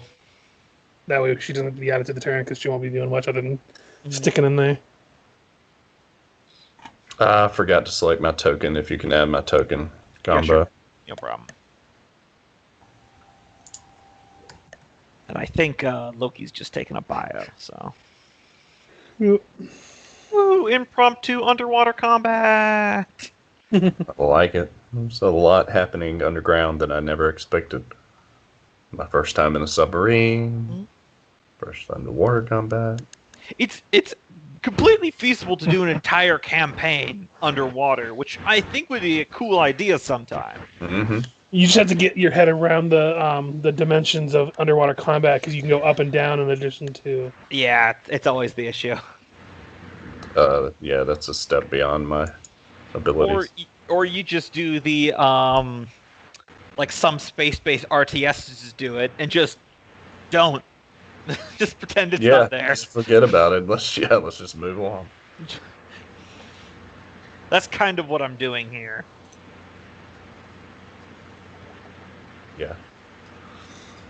I mean, when you're underwater, you kind of go up and down as you're struggling and wiggling. I don't know. I haven't fought very many eels underwater, personally. You saying you never went down to the creek and caught crawdads? Oh, yeah. Tons of crawdads, but not giant underwater eels at the bottom of the lake. We don't have eels around here. Yeah, space games typically do not acknowledge the vertical and every other direction you can go, which, I understand why, but also, if any of those coordinates are wrong, you are in an entirely different place.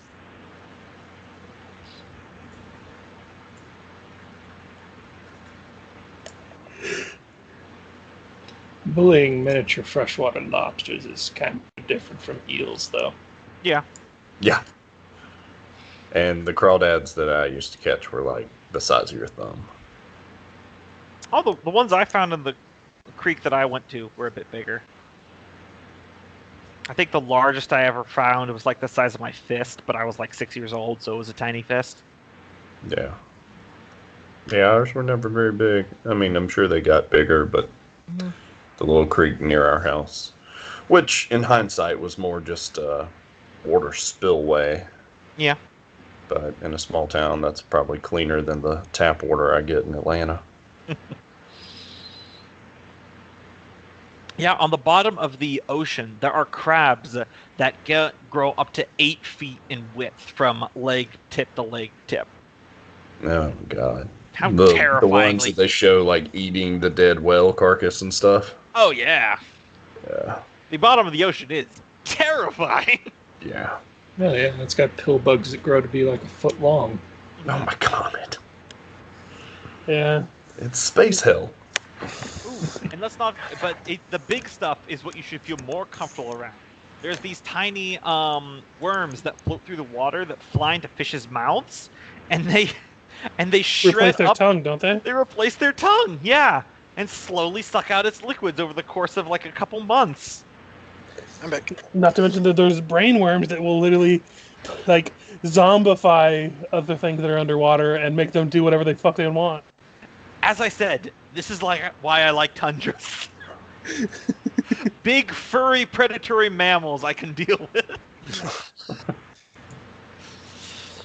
Yeah.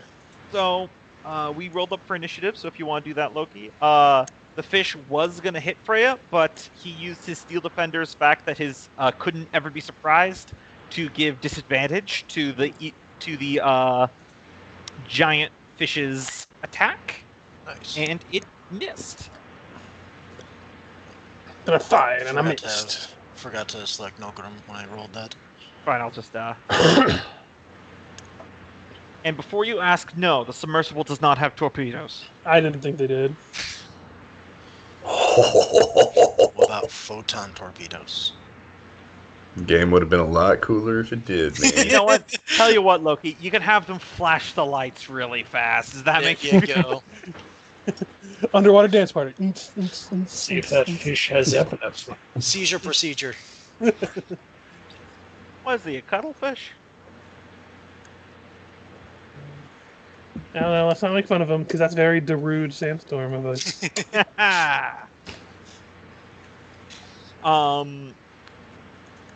So you hear the shuddering impact through the water, Nolgrim, of the Steel Defender just like headbutting this giant dire fish in the head to knock it away from biting at Freya.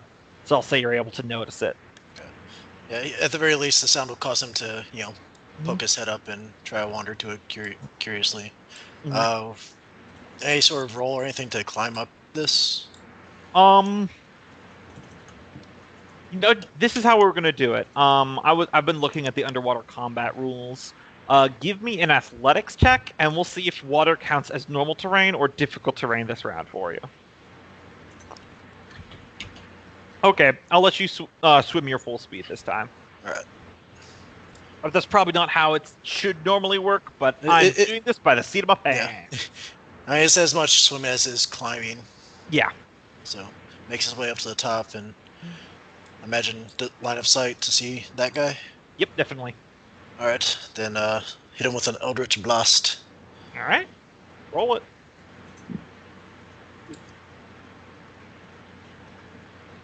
That will hit. Unfortunately, minimum damage. Roll 20. Yep, there he goes. And that your turn? Yep. Alright. You doing anything besides just watch, Taskill? Well, it depends on if we're close enough for me to cast the whatever weapon at it. Oh, the sacred weapon? What's the Spiritual range weapon. of spiritual weapon? What's 60 the feet, I guess. 60 feet? I think it's farther than that. 60 feet is just what it can move, isn't it? It says range 60 feet. Oh, wow. I can That do would make it. sense. I 20 mean, if you can see where it's going. Yeah, no, that's what I'm saying. If it's feasible within range, I'd totally let him cast it outside the submersible. That's very reasonable. And it would be close, because we would need its lights. Yeah, I'll say that would work. Okay. Let me throw it down for you. Nice solid 20, you know. Mm-hmm. Because Taskill doesn't afraid of anything. Yep. That'll hit it. I would hope. Anyway, another 5 force. They've brought it to a nice even 10. Assuming it's not resistant to force because magic eel. Yep. So far, it does not seem to be resistant to force damage. So far. But when he reaches his final form, Mm-hmm. In 5 minutes. 8 episodes later. You have a watch. Yeah. Thrum.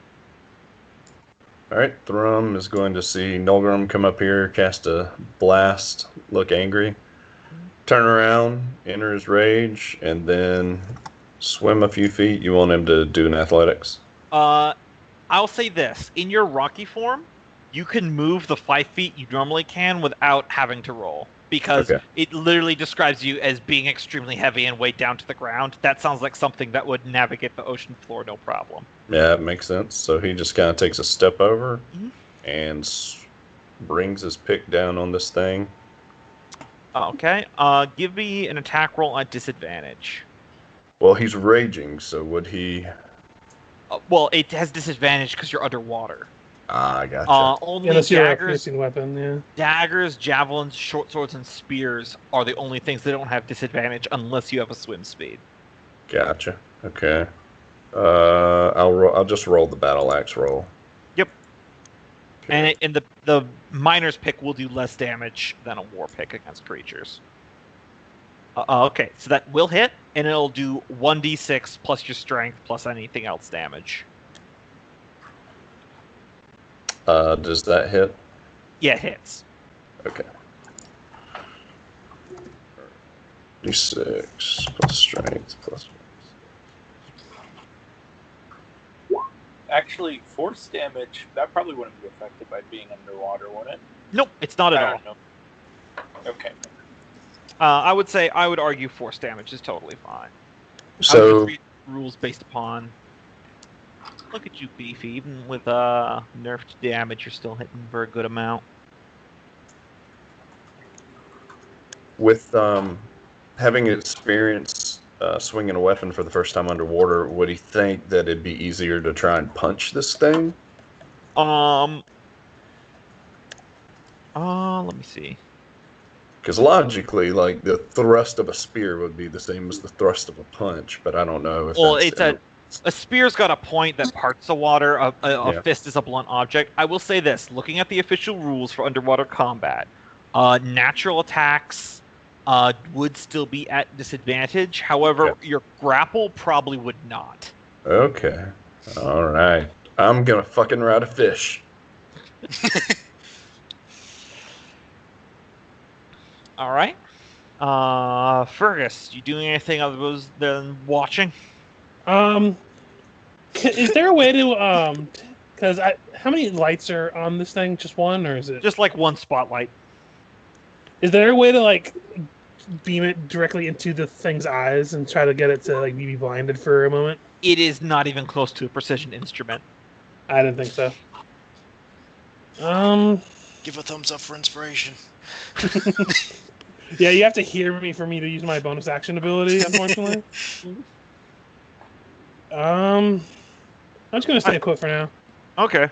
I mean, here's a weird rule question. Can you give Taskill advantage on his spiritual weapon attack? I mean, technically I could. There you go. Yeah, that's a good point. I'll give Taskill advantage on his... Roll it. So. It is an attack roll. I bless your blessing. And it's time to get metal. All right? So I'll just do that and just look at the window and be like, ooh, someone's about to die.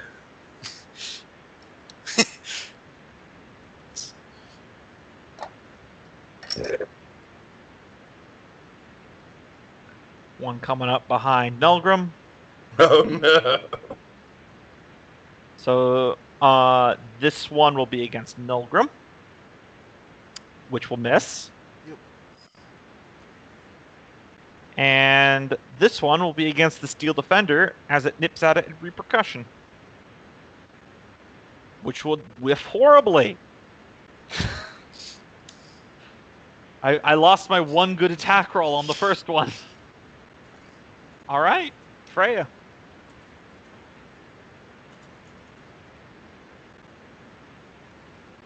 You're muted if you're saying anything. I was saying that Freya was going to move 5 feet, and then you Alright. fire. It gets an attack of opportunity as you move. You'll still miss. Son of a... Oh yeah, I Okay. forget that 5-footing isn't in. Yeah, Yeah. no 5 foot in 5e. I mean, it still missed anyway, so you're good.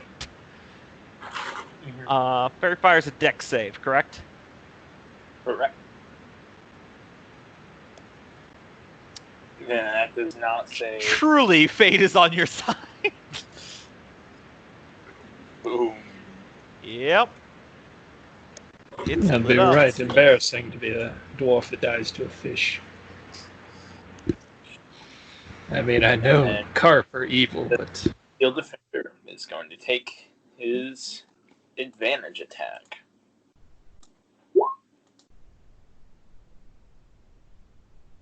That'll hit.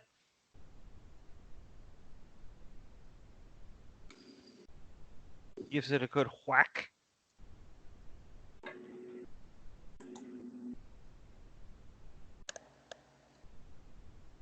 All right. Nolgrim. All right. Morgan's going to move here, and then take a second to position the shatter so it would hit both the stone in this kind of weak area and the fish. Is a 10-foot radius. Okay, yeah, you could definitely hit the central area there. All right. Might as well Double damage for capitalize this- on it. Right, double damage for the stone plus normal damage. Or the fish gets a fortitude save or constitution save. Yeah, I was gonna say it'd be tricky if it was a fortitude save. 15. That makes it so he only takes half damage. Okay. So that's for that, and roll it again for the stone to Yep. add them together. Okay. Yep. So 25 versus the stone and 5 for the eel. Okay. And Nolgrim will nudge Thrum and point and make sure he sees the other one. Bubbles. Okay. Taskill. yes, this time with advantage from multiple sources because yes. Because fuck you, fish. And it helps, I guess. Yeah. Let me double check. Yep, that hits. You guys have literally not missed an attack roll so far. It's because I'm not out there.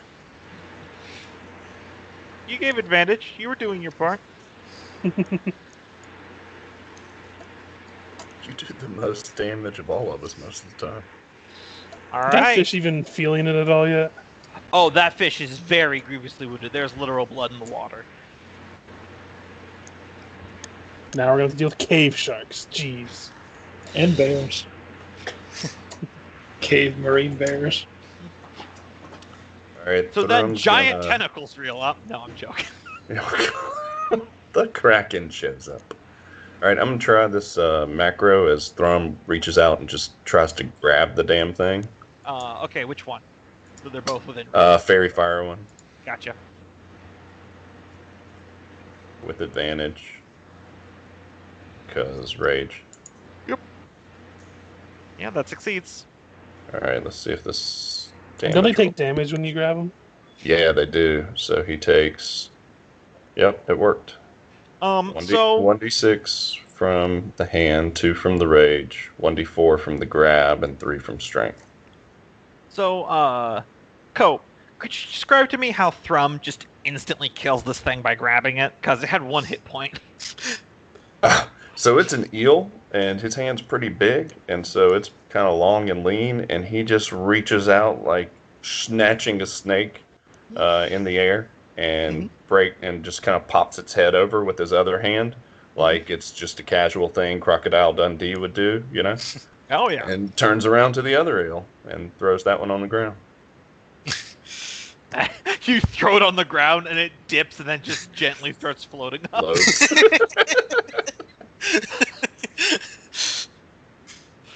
Water. I was gonna say, I'm glad you caught that one. All right, it's one down. Fergus. Advantage to Taskill again. Okay. It's this thing's turn.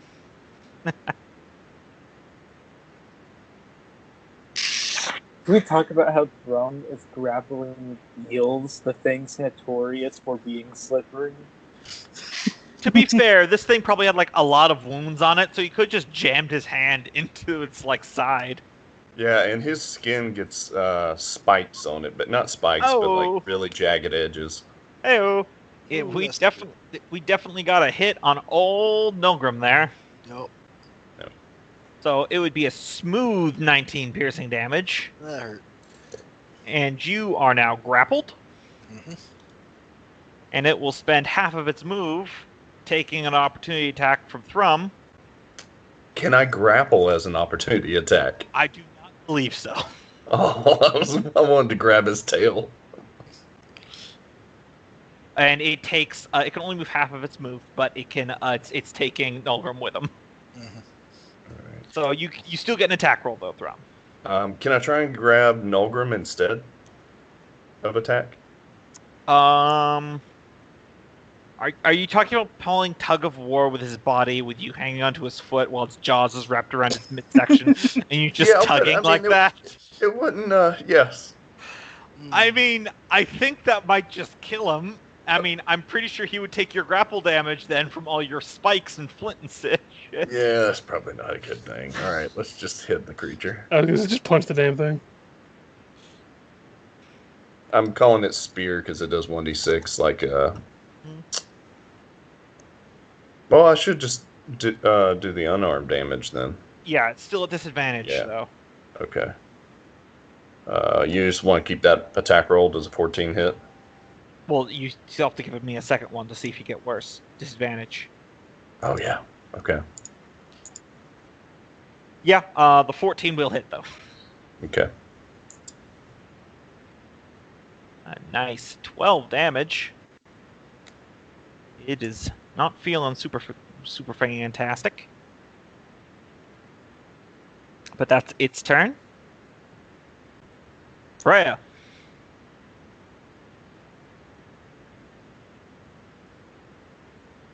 That's you, Michael. You muted. He's muted. Yep. Can I see this one from here? Yeah, you can definitely see it. Even if your dark vision isn't that far, which I believe it is, we specifically said there's a spotlight right now, so you definitely go. Okay.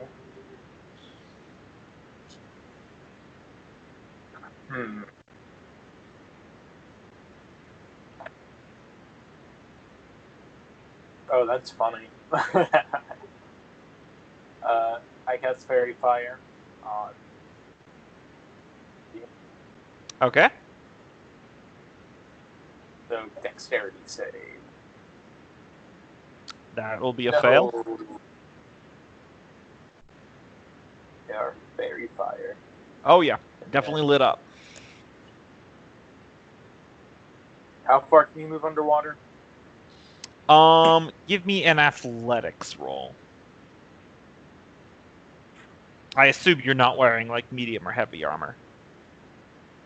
No, but I'm doing it for the Steel Defender. Oh, for the Steel Defender. If it doesn't like swim, it just like clunks along the bottom here. So it would probably have to like climb up over this rock and onto the deck. I would say it could move normally.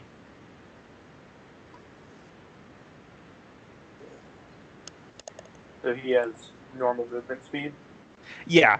I would like to just say, I have an out-of-character thing. All these underwater rules about movement, put a pin in this, because if this does end up becoming a thing that keeps happening weirdly often, I might have to change rules as official rulings. This is all very off the cuff, so full movement for now. Okay, well in that case, you're going to attack. Okay. Force empowered ring at advantage. That'll hit. The 3 force. They may not- force. Not do a lot of damage, but it is tanky.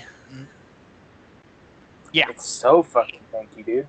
I It's know. HP based on my intelligence and my constitution, I think. And it heals itself 3 times a day. Yeah. Yeah, so that hits. It does a little bit of damage. This thing is definitely like in full retreat mode with its prey. Nolgrim. He would call out, say, to harm one dwarf is to piss off all the dwarves, and cast Hex upon him Okay. as my bonus action. And then, is there any sort of, if I was to try to swing at him with my pick, is that advantage, or is that at disadvantage? So It would be. Normally you would have disadvantage for being grappled and disadvantage for being underwater, but there's no such thing as double disadvantage, so it'd be just disadvantage. And would that be But it's offset fairy by fired, the fairy though. fired? Then I guess yeah, that would be a normal attack. Okay. Yeah. Then war pick it is. So when you have disadvantage and advantage, it just offsets each other. Yeah. No matter how many disadvantage options you have, it's always going to Okay. be offset. Yep. That's cool.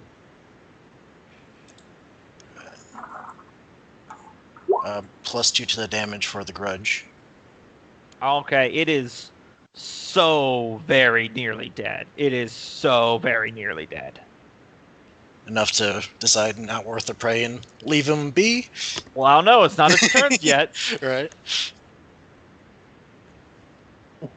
Also, technically speaking, if it just compresses its jaws a little bit more. Right. Taskill.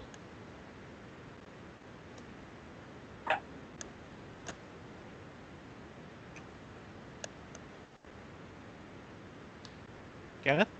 Oh, yeah, you're measuring. Okay, sorry. No, that was me. Yeah, that was him. I was saying it ain't in range for me to move it because they can only move it 20 feet. Is it in range if I cast another one?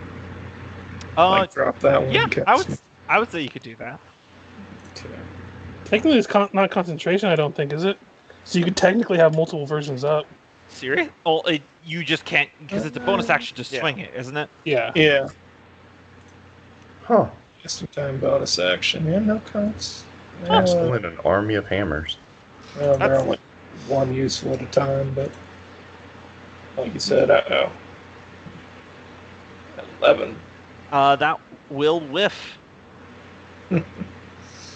That was nice knowing you. Had a good run. Fish food. Thrum. All right, Thrum is gonna have to realizes he's gonna have to start swimming, so he's gonna shrink down so that he can swim faster. Can you just walk? He can only walk 5 feet. He can only move 5 feet in giant form. So, what's the swim rule?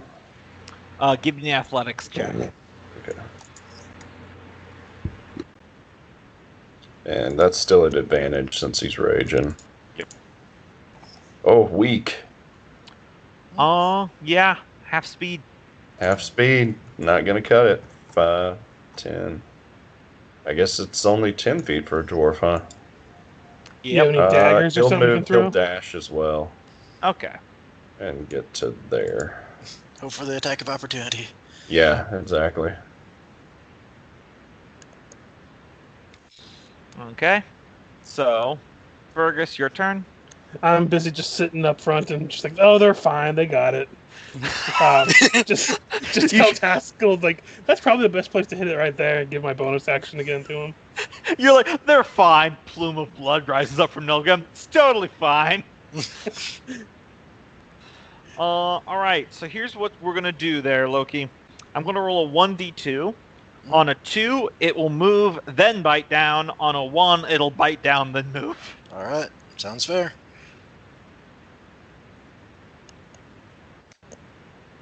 Woo! All right, Woo. everyone, the Steel Defender and Thrum, get your attack of opportunities in. Thank goodness. He's gonna two-hand this bitch. Just normal roll? Or are we at disadvantage? We're at normal. It's Fairy Fire, so you have normal roll. Yeah, that'll hit. Probably won't have that piercing on top though. So Yeah, they'll still do 7 damage. Yeah. 9 damage because of 9 rage, damage. not 10. Oh, yep, 9 damage. And then the Steel Defender from Michael? Michael having some connection issues again. Oh yeah, he's not even in call again. Oh, wow. Well, I was going to give him a chance, but that does kill it. Okay. Well, that's good. So you managed to kill it just before it's able to swim away with Nolgrim. See, they're fine. Blub, blub. Better patch the blood up. Yeah, they might need to come in and Might need to switch out Nolgrim. He's kind of exhausted his uses of said magics anyway, I'm sure. Thrum will go chip until he's getting close to his thing wearing out. Yeah, and Nolgrim will make his way back to the sub, at least for healing, before you see how much time is left before going back out. Yep. So this one here is very nearly broken. This one is untouched. And remember, if you go back for a short rest there, Loki, you won't be able to come back because your water breathing potion will be out. Well, I know mine will be, but don't we have a few spares? We have you 3 do, more sir. still. Yeah, but we're going to do a whole nother shift. I'm just letting you know. Yeah. Yep. No, So I know. Thrum will go back while he's still using his and do keep chipping away at the ones that we've already worked on. Hey, Michael's back. Yeah. So that side's already broken, Michael, if you want to work on the next one. Okay. Nolgrim's heading back to Submersible. Some healing. Yeah. Thrum, give me just the damage roll for your minor pick. Okay. You said it was 2d8? Yeah. This is what I get. Are you going to enlarge again? Yeah, he'd go big again and get back to working on the railroad. Oof, look at that damage. That was a lot of damage. Oh, yeah. Yeah, you just swing right down, and you hit right upon a line of the cracks, and it just spiderweb cracks, and it breaks this top part here. Nice. Even through the water, you hear the groaning of the ship as the buoyancy is trying to take hold to push it up. He'd get a little worried that he's going to get, like, swept up. Maybe start working down here so he doesn't go for a power ride. I mean, that might be fun. What's the roll to avoid the bends? Yeah, exactly. I don't think the lake is deep enough for you to get the bends thing. Okay. I mean, honestly, that just sounds like a hell of a ride. Right. Just break it free and you just grab on and see how far you go. If you get lost, well, we'll miss you.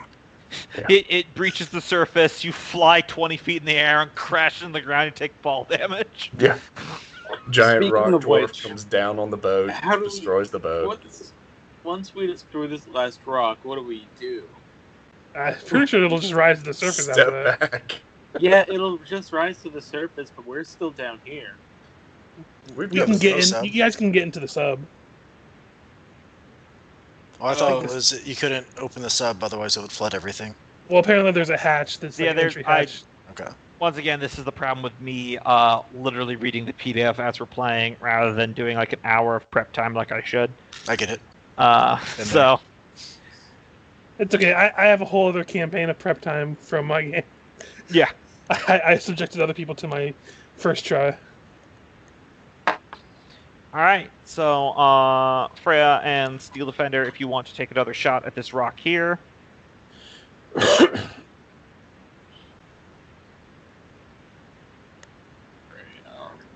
Yeah, it's just damage. might as well use the thing, the spirit weapon while I've got it. Oh yeah, you could definitely use the spiritual weapon on the rock as well. Oh, hell yeah. Taskill's like, you fools getting wet. I'm just going to do this from in here. Just go ahead and roll your I gotta damage. refresh. It's ugly. That's a new one. When I hit refresh, it closed the page.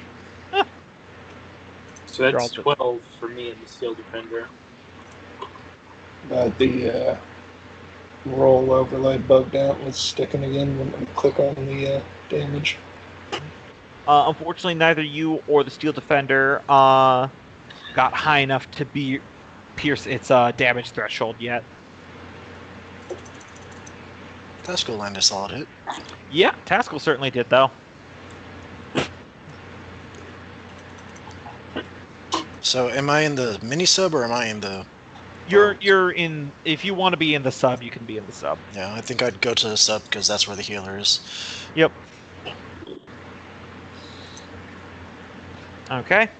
Another round of damage rolls, everybody. Keep track of a few things here. Another 11.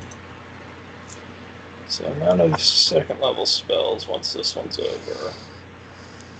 That's only like its third round of existence. Mm-hmm. But I believe I can give you a cure wounds while I'm directing it to do that. Yeah. One action versus a bonus action. Thank you. That feels much better already. Mm-hmm. Thrum, you getting in on this? Well, actually, Yeah, I rolled a 16. I almost forgot. Since he did, I see. Yeah. since the target of his hex did die, I think I get some hit points back too. See what I'm at. You continue. I just remember it aloud. So I'll say it takes another good, maybe like 15, 20 minutes of you guys working down there. But you guys do finally manage to dislodge the last bit of the stone. And there will still be some rock on deck, but there's like big plumes of warm bubbles coming up from underneath the ship as the entire thing begins to lift off the lake floor and begins to rise to the surface rapidly and kind of lopsidedly.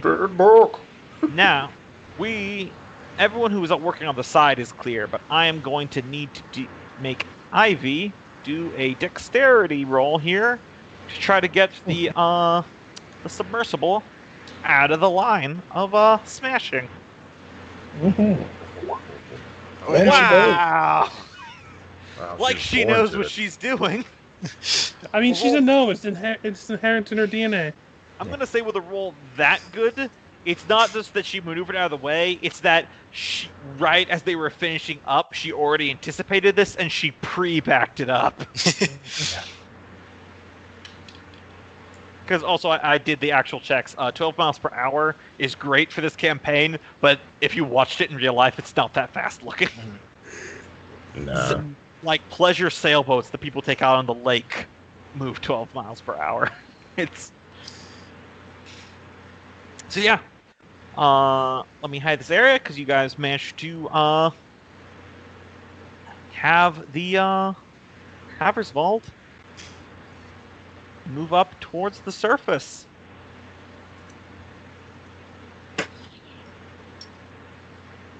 Congratulations. So this is our pirate campaign now. So we just brought a sunken ship from the bottom to the top. Yep. Started at the bottom, now we're here. Move you back to the big map. And now we know what the size and dimensions of the lake are.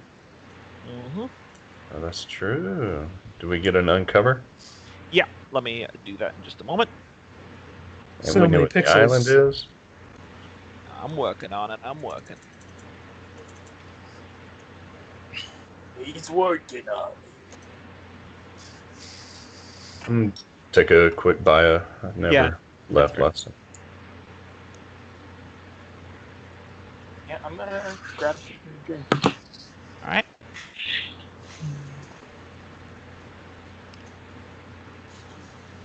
Lord Junior should have stuck with us.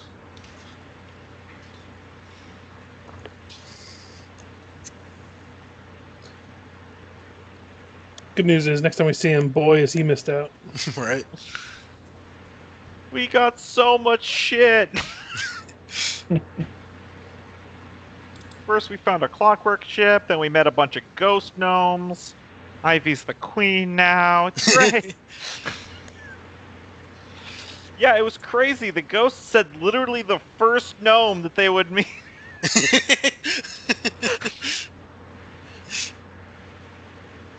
No, that sounds like something Mickey would say. Right.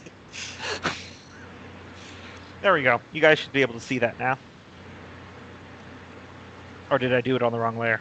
Hope you did it. Okay, cool. Change the music from spooky underwater to jungle music. No pirate shanty? You haven't done any piracy yet. Give us a minute. So somehow, in the course of 3 days, you went from no ship to submarine to one ship and a submarine. It's been a very productive week. Mm-hmm. Now all we need to do is get our yak onto the boat, and then we can just sail around the lake here for a while. I mean, if you can get the Himmerswald running. Yeah. Well, we can officially say we have the largest naval fleet in Dwarven history.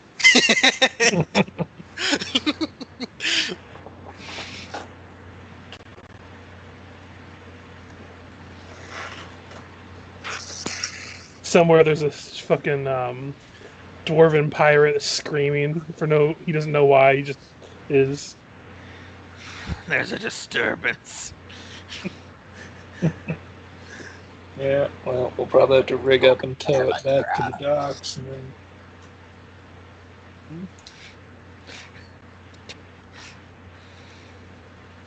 Yeah, just somewhere out in the wide open, a cabin door bursts open. A pirate dwarf comes out and he goes, "First mate, I've got a feeling." And the first mate's like, "Someone's talking shit, sir? Someone be talking shit."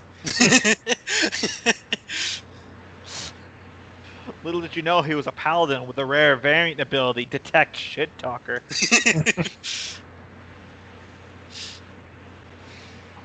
Yeah, it's actually really underutilized. Mm-hmm. It's in one of the expansion books. You got it. Oh, yeah.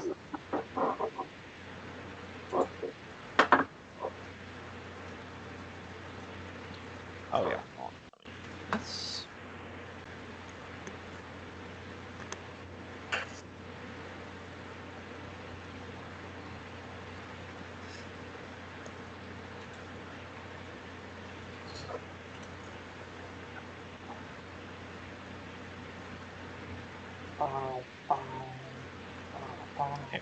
There you go. So, I know Cope's in the bathroom, but it sounds like most people are here, so I'll just describe this real quick. You kind of saw this from the outside, but it looks like the sides of the Himmerswald has like these mechanical fin like oars sticking out the side of it, and they're just like completely like busted up. Mm-hmm. It looked like it was some sort of mechanical rowing apparatus. Because it doesn't have sails, obviously. Mm-hmm.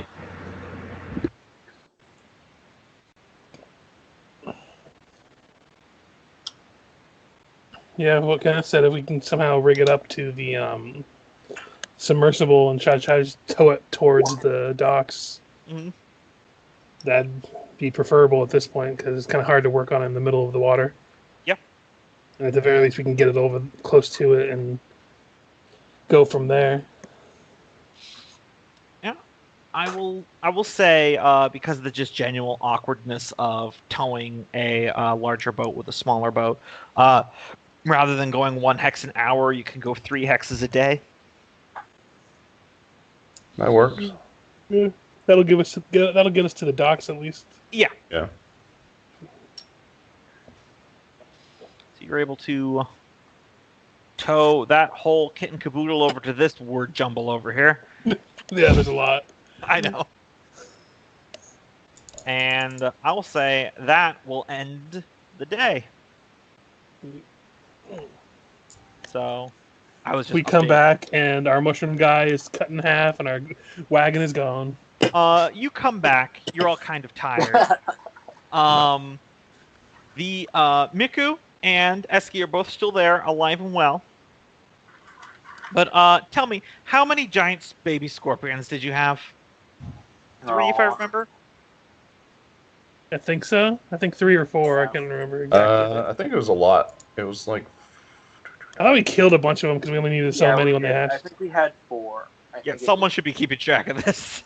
yeah, I think we had 4. Yeah, there's definitely 2 dead giant scorpions though. Did they get eaten by the others then, I take? No, if you inquire with Miku about it, he would describe that they tried to take him apart, so he killed him. He's very casual about it. That's fair. Looks like it's time for me to spend a little time training these things again. Again, you did it before? Yeah, we trained them not to hurt us. Yeah, just Miku wasn't one of us at the time.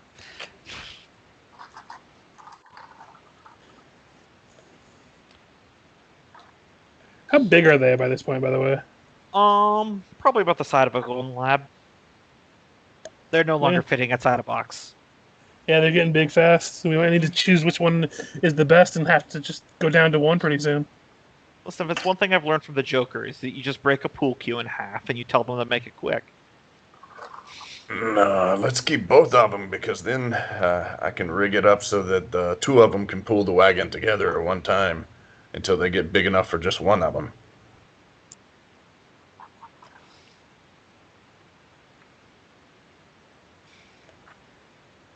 And then we'll have a yak for dinner, I guess. Aye, it's a fine meal. If we joke about this, how does frickin' Ivy feel when we're talking about eating Eski?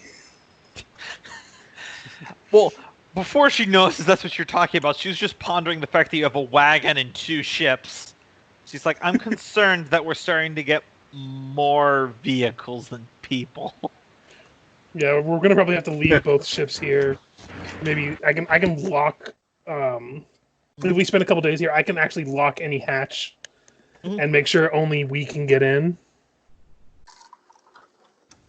Because fun fact, the arcane lock spell does not go away once you put it on there. Yep. If you put it on something else, What's the capacity of a bag of holding? not a ship. Yeah, not a ship.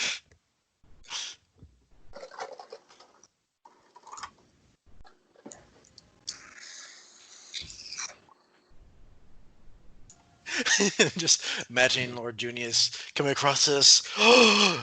Super excited, can't open it. There's just a note written in Dwarven that just says dibs. It's portable dock. Finders keepers. But I already have it on our submersible. There's an arcane lock on the entrance hatch. Okay. So nothing's getting out in there for us, and I don't know how many entrances into the ship is there. Now that it's surfaced, including the submarine hatch, 4. Okay, so we would need 4 days to lock all of those if we wanted to do that, but otherwise, I don't know. What do you guys think? I think we could check out the island here and see what the Gnomish city's all about. Well, either way, we're resting for the day. I could put a lock on one of the hatches now. We can go investigate the island. Alternatively, we could cruise around the perimeter and see if we could find an archaeologist. And it would be good if we could bring him along. It is, I imagine we'd be pretty sorely if It works at the moment, so Yeah, I mean, the sub will go around the whole lake in like a day. Yeah, 1 hex an hour. Should we visit this town first and see if there's any relics of Dammerhall that we need to claim without the archaeologist groveling over them? I'm fairly sure that if if it was in good faith ours, he would not hesitate in the least to give it to us or to the dwarven people. After all, that we would be giving him and his people. Well, what if there's a box full of gems that we could use as fuel or currency later on that he claims is his because it's sitting in his town? I think it's ours since we found it. At the same time, I think he would be more than generous about the treasures if he gets the city and the legacy he's been looking for. Think about it this way. How would we feel if we were on our way to Dammerhall, but somebody else looted it ahead of us? One of our supposed allies. Yeah, you don't make allies by holding back here.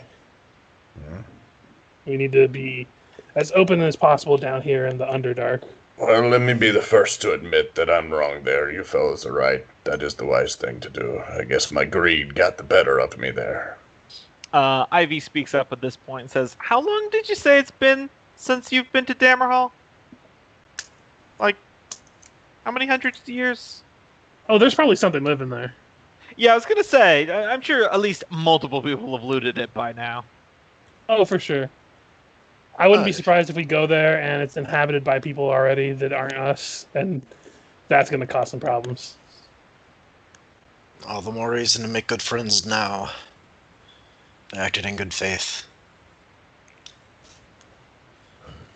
Because, at the very least, I know I would be mighty sore if a ally went ahead and explored and reclaimed Dammerhall ahead of us, and let us be part of that glory.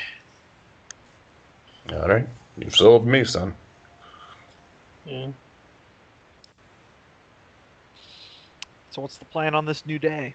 I'm going to lock one of the top hatches, not the submersible hatch. Yep. For this day, since I have use of it anyway, so might as well throw it on there. Uh-huh. And technically, he doesn't have to be here. I could say with the archaeologist could open the hatch, but I'm not going to. Mm-hmm. Yep. Nolgrim would propose doing a pass along the coast and see if we could spot the archaeologist. I'm game for that. If you can. I suppose the rest, at least a few of us, should keep the camp here. I'll stay here and work on these scorpions, recognizing our friend. I'll probably wander off and scavenge a bit. He's got a good perception. We'll need good eyes to keep an eye out for. I was going to suggest maybe Taskill goes with you guys and I hang back. I'm good at the smaller details, but I'm not really good at just noticing things. Ivy will chip in. Yeah, I got Ivy can go with you guys. It's not a proficient thing. I think I have a +1 perception, so mine's pretty poor. I know me, Taskill, and Thrum hang back. The rest of you all go in, maybe. I thought Taskill had the best perception. Oh, it sounded like he wanted to stay, so I was gonna push that. Yeah, I think we have plenty of eyes if he wants to remain behind. What do you say, Kenneth? I don't particularly care one way or the other.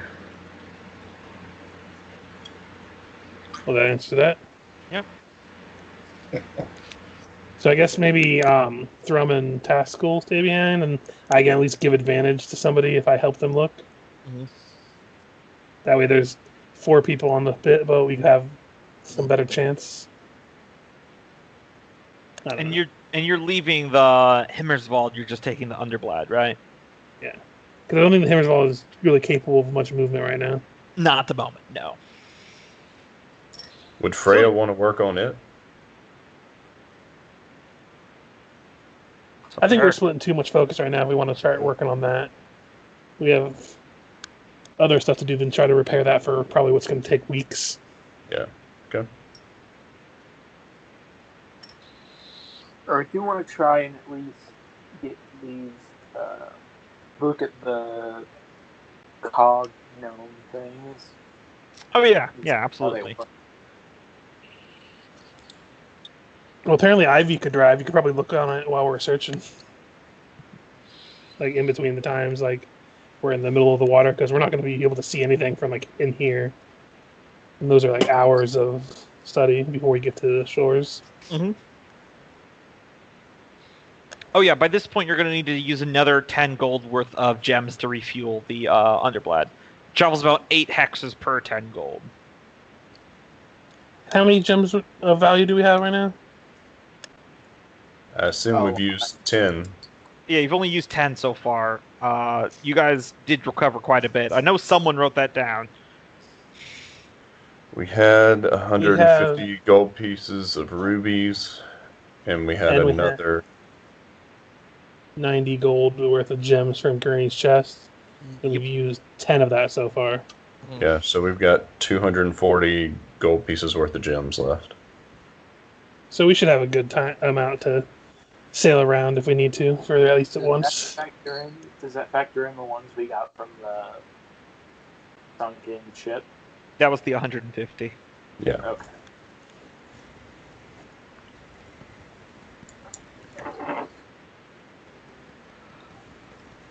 If y'all want to go ahead and take 90 of those and just put them on the submarine, so those are out of the light wagon and just always in the submarine.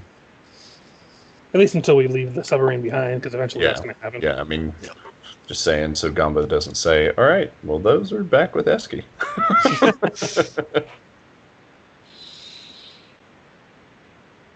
Yeah, certainly, with the Underblad, it certainly makes crossing the width of the fungal jungle a lot easier.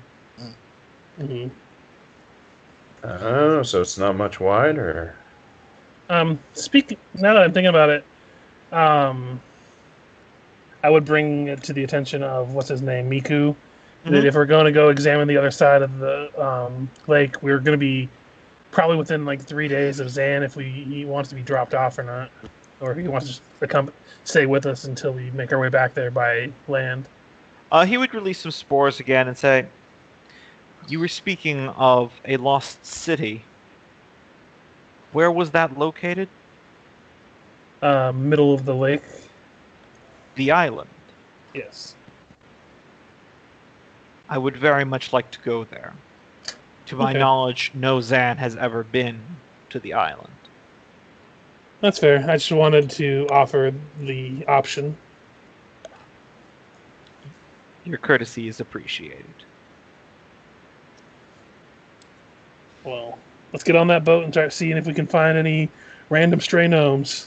We already have one. We might as well see if we can get some more. Does the Underblad have like a horn or something? No. Not I that have advanced. I have a horn. I can literally just be surface. I could blow the horn from the top side. So many aerial predators. Are y'all See if we just see going to them. cruise around the side up on top of the water and just cruise? Well, last time we saw them, they were close to this area anyway. So I imagine we're going here to skirt around and probably be on the top side, so one of us can at least be outside of the, have the hatch open so we can look out. Yep. Want to know something crazy? Where you met them? That was about a month and a half ago. Right. Yeah, but that's the last time we saw them. So Yeah. That is and crazy. they were mentioning the island, so I imagine they might be close to the water. Mhm. Ish, maybe. Let's see. So we're off, I guess. All right. Nope, not that one. So, which hex are you trying to get to? I would say maybe this one. Okay. I don't know if that's a better idea. 3, 4. So you're halfway through your fuel. Only takes you about 4 hours. I'll just reveal the rest of this hex since you're kind of able to see it from there.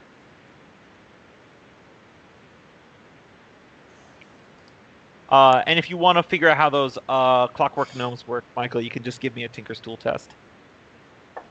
All right.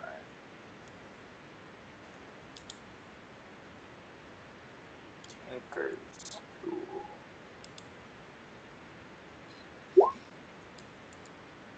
Yeah, you're able to pop one of the ones that just wound down open. It's pretty much entirely clockwork, powered by the crank in its back. It looks like it's primarily like, to use modern terminology, it's like central processor, so to speak, are these 3 brass cylinders, 2 located in its chest, 1 inside its head, that have like little holes drilled into them, and they basically spin in place, and that triggers different things as like different little pistons slide into the holes. So you're guessing that the patterns are what would cause different functionality, like combat or repairing or something like that.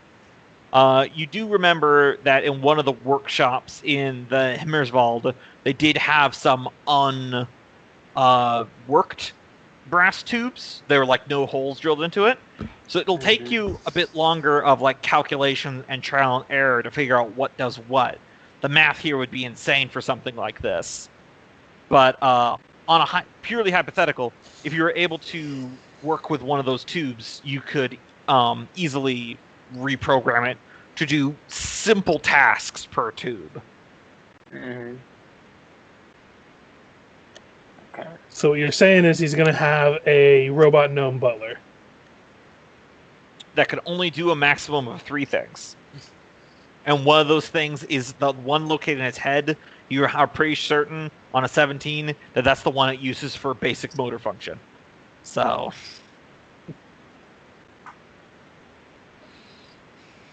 Look, it's a work in progress.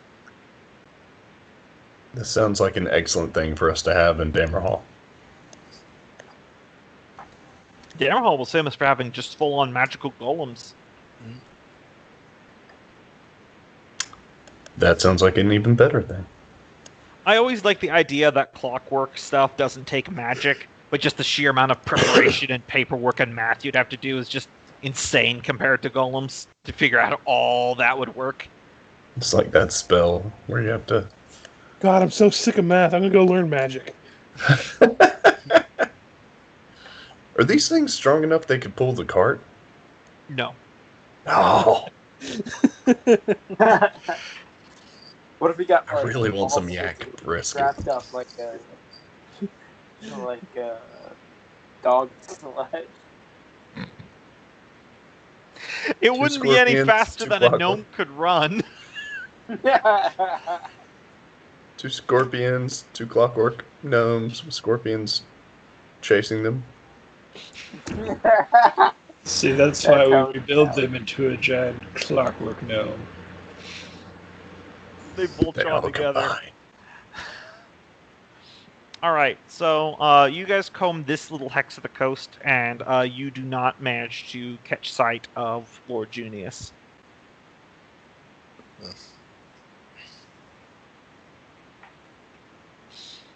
I guess I I mean, just yeah, continue on the coast. Oh, next hex. You got 3 hexes of fuel left.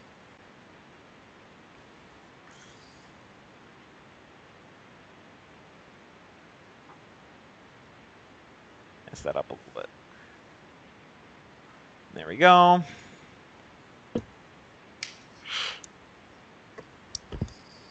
Yeah. You're surveying the coast. The only thing you're really able to see outside of a few animals is that you think... I mean, this being said, you are still semi-limited by your dark vision, so you can't see super deep into it. But you think there might be like some Zan moving around out in the brush, but that's about it. At the very least, we could potentially approach the Zan and see if And they might have seen Lord Junius. So. So direct them to go closer to shore. Okay, one moment.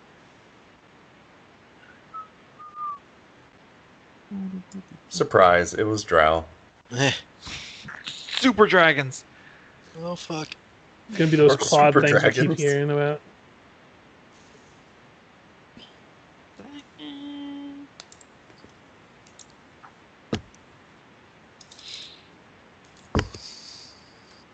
Yeah. So you are able to chase them down. They are first cautious of you, but then they probably have heard about the dwarves traveling at this point. This is a different band than you ran into before.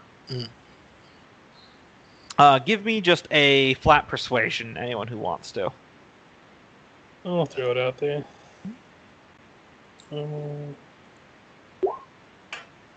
14.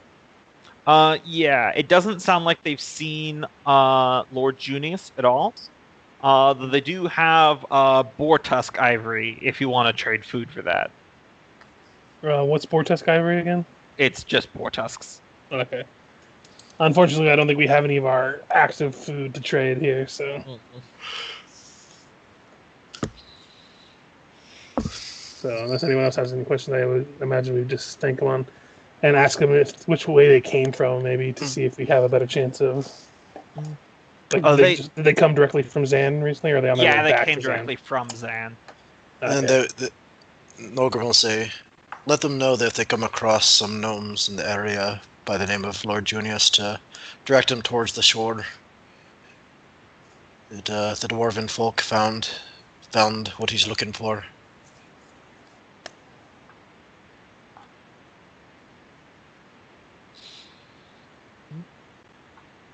Okay.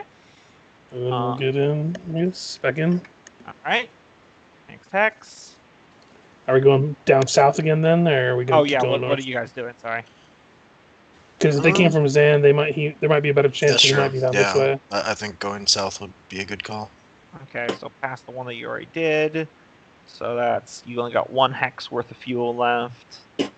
Of your current 10 gold, that is. You could have brought however much you want, but... I think we brought 90, so... Yeah. We've used up almost 20, I think. Yeah, you're getting close to end of day as well. Okay.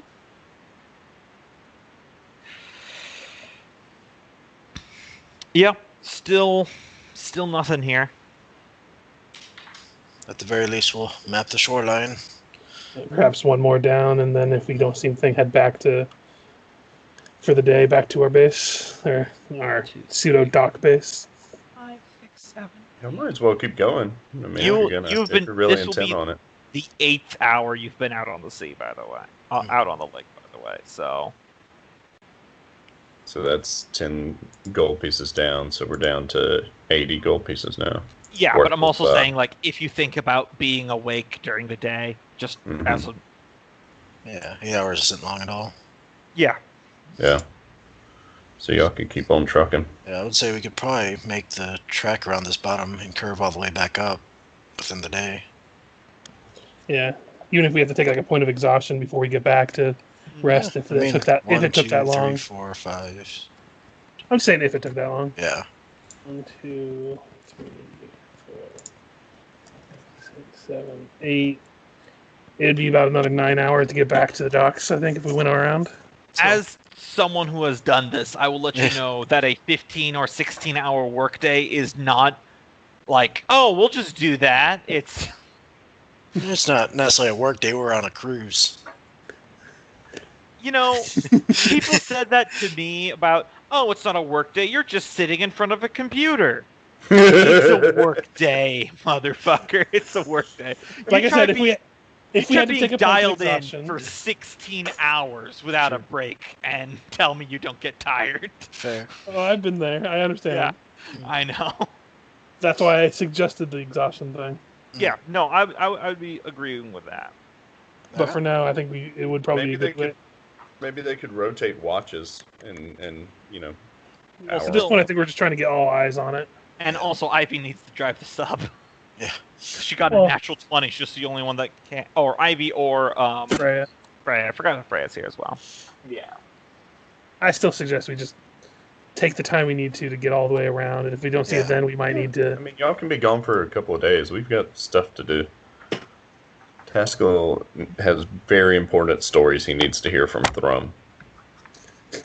So we make our way back and then relax for a day and try again.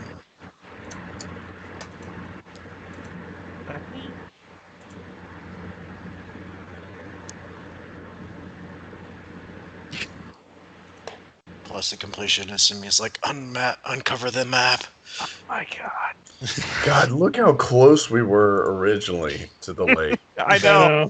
That's so frustrating. I bet, Gombo, you were killing, just like, biting your lip when we were 1 hex away.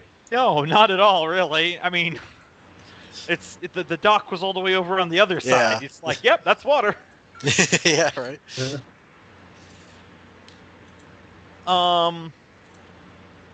So, as you're nearing the end of your search at this hex, and you're looking around, are you really doing that bugle thing, Fergus? Am I doing a what thing? Playing on your horn. I said I would do that if we started seeing signs of people, not just constantly. Oh yeah, because Ivy points out, 'cause she's got a little bit better dark vision, that she thinks she's seeing some sort of humanoid movement from the forest line. Yeah. Fuck it, yeah, I'll blow. Worst case to worst, we'll just dive. Yeah. Go Red October with some drow. Oh my god. It's a first strike weapon.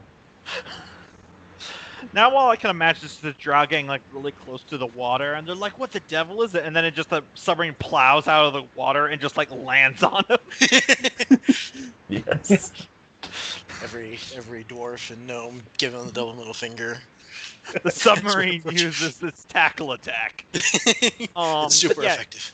You blow the horn, and you got maybe like a minute before you hear a smaller, higher pitch horn go back to you from the forest line. Approach cautiously. We might have to make a retreat if this isn't who we're thinking it is. And I will stay above the hatch, kind of keep an eye out with whoever else might be up there. Because I assume we're on the surface, and it's not hard to be on top of the boat. Yeah, you emerge. Water. Yeah, you emerge from because that's what these purpley things are on the map. Is that there are a bunch of like clouds of spores and stuff. Same stuff that you don't want to breathe in the forest most of the time. But that's easier to hide in a submarine. Yeah. But you're not in one right now as you're pulling up. And coming from the slightly luminescent forest edge is a bunch of deep gnomes. I've been rolling randomly, and it was like a 1 in 25 chance, and you guys have somehow got really lucky to get on like your 4th try. Yeah, I would just yell out, "Is one of you Lord Junius?" Can't tell from over here. Lord Junius does stop and goes, "Over here! My goodness! What a discovery that you have all made!" You haven't even heard the best parts. How many people does he have with him? About 24. Yeah, he's not fitting all of them in here, but yep. Discovery? No, we built this. I don't know. Do you want to tell him, Nolgrim? You seem to have a better connection being an archaeologist and all. Vast discoveries of your people's machinations and your found a location of your homeland, or do I remember what it was called? Vostenstad. Yeah, put it on the map. If you and some of your companions, especially those mechanically inclined, would wish to come, we can take you back to the Hammersvad. We found a boat. A gnomish boat that needs repairs. Truly? So then my theories about it being on an island might be correct. 100% if the documents we found on the boat is any indication. Well, I can bring some of our company, but I do hate the idea of leaving my entire expedition behind for multiple days as we cross the lake to come and then come back. This thing, we could make it back in a few hours if needed. Yeah, if you have some gems for fuel, we can make like 4 or 5 trips in a day back and forth. Truly. Your people have a very proficient mechanical background, it seems. Oh yes, there were plenty of stories about our rock dome ancestry. Come and experience it. Yeah, so he evenly divides up his crew, so that way there's some guards that stay with some archaeologists. It's not all one or the other. Mm. even though he's extremely eager, he chooses to stay for this trip and send other people forward because he doesn't want to leave his people behind. Mm. And yeah, you can load them up, and they're just gonna wait in this hex for like another 2 days. Okay. So I guess this next day will be spent ferrying him towards our location. 2, 3, 4, 5. So I believe you've only got about like 3 hexes of this current 10 gold left. Yeah, something like that. But yeah, it's definitely going to be a new day at this point. So while I mark that, Thrum, you're training animals, and Taskill, you can roll for what you're doing.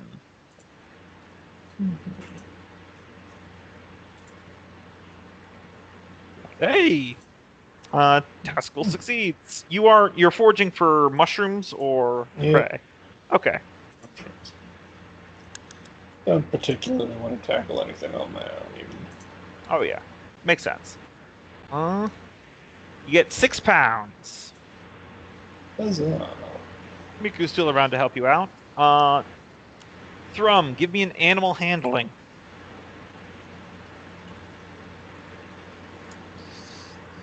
Right.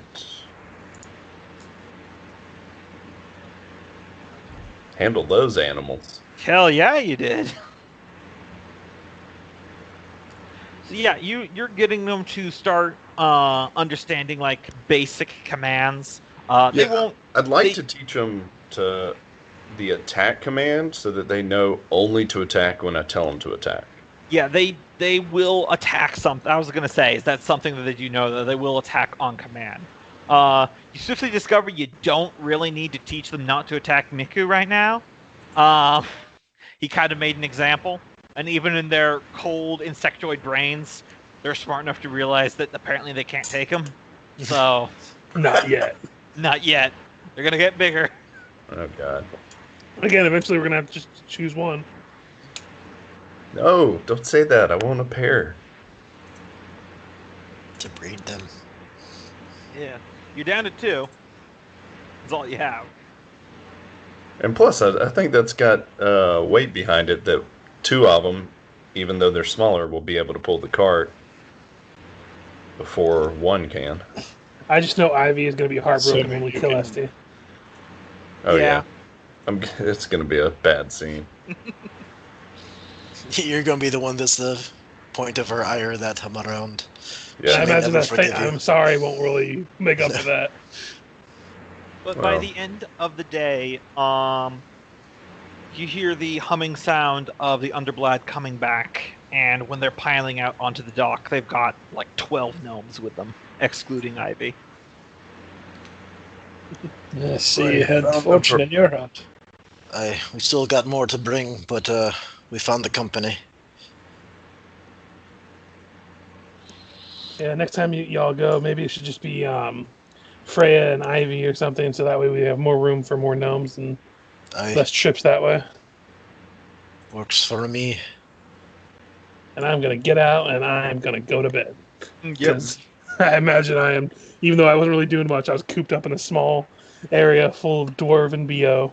Yep, it was basically being on a school bus for about Gross. 17 hours. A teenage school bus. Oof. Because I can't imagine the ventilation's great inside a submarine. No. Especially like a primitive one like this one. It's just That's true. There's no like recycling grinding our on own top parts. of it. It may have a top hatch, but only one person's gonna be, sticking their head out. Because this isn't like one of those diesel subs that had like a flat deck on top of it. It's all around you. Yeah. We're not talking World War II. Mm. Okay. So it's a new day, day 110, according to my tracker. Jeez. Oh, goodness. Eski's probably scavenging, right? Nope, she's still eating from the food because you're not certain what's going to be poisonous or what's not. Okay. I mean, Kenneth did just bring in 6 more pounds. Yeah. No, that's okay. I'm gonna put another lock on another one of the doors. By the way. Uh-huh. All the gnome archaeologists are extremely interested. Yeah. I would expand the doors to allow them in and out. I just want to have an option in case we have to hold up and do it for some reason. Yep. Good question though. Freya, did you actually ever turn off the machines inside the ship?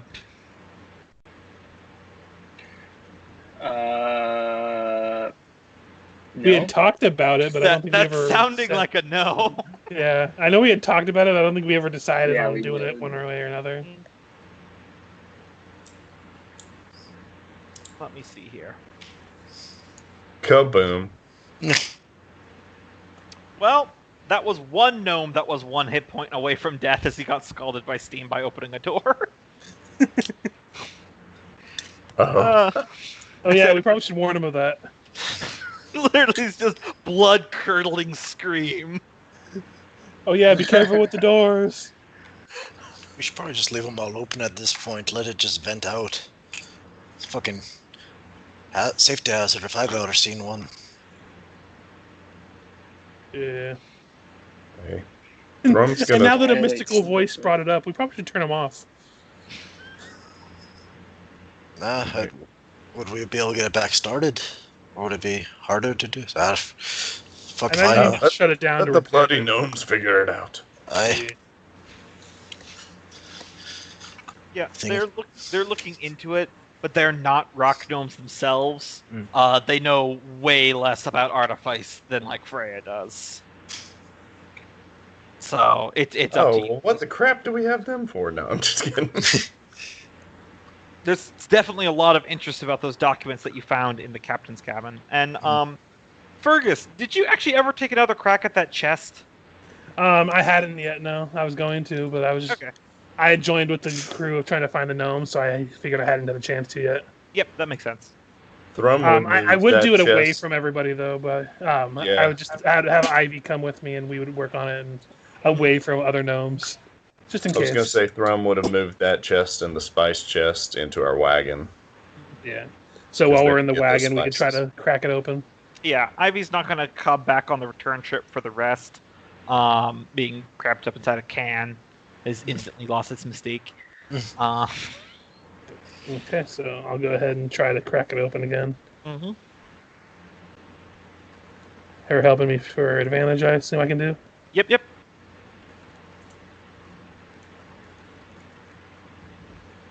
Much better. Oh, yeah. 25. That does it. All right, so you're doing this like on the side while the gnomes are pouring. Yeah, I'm doing it not in the wagon because that seems like a bad idea in case something goes wrong. I'd probably take it out of the wagon and like away from it a little way, but away from the docks.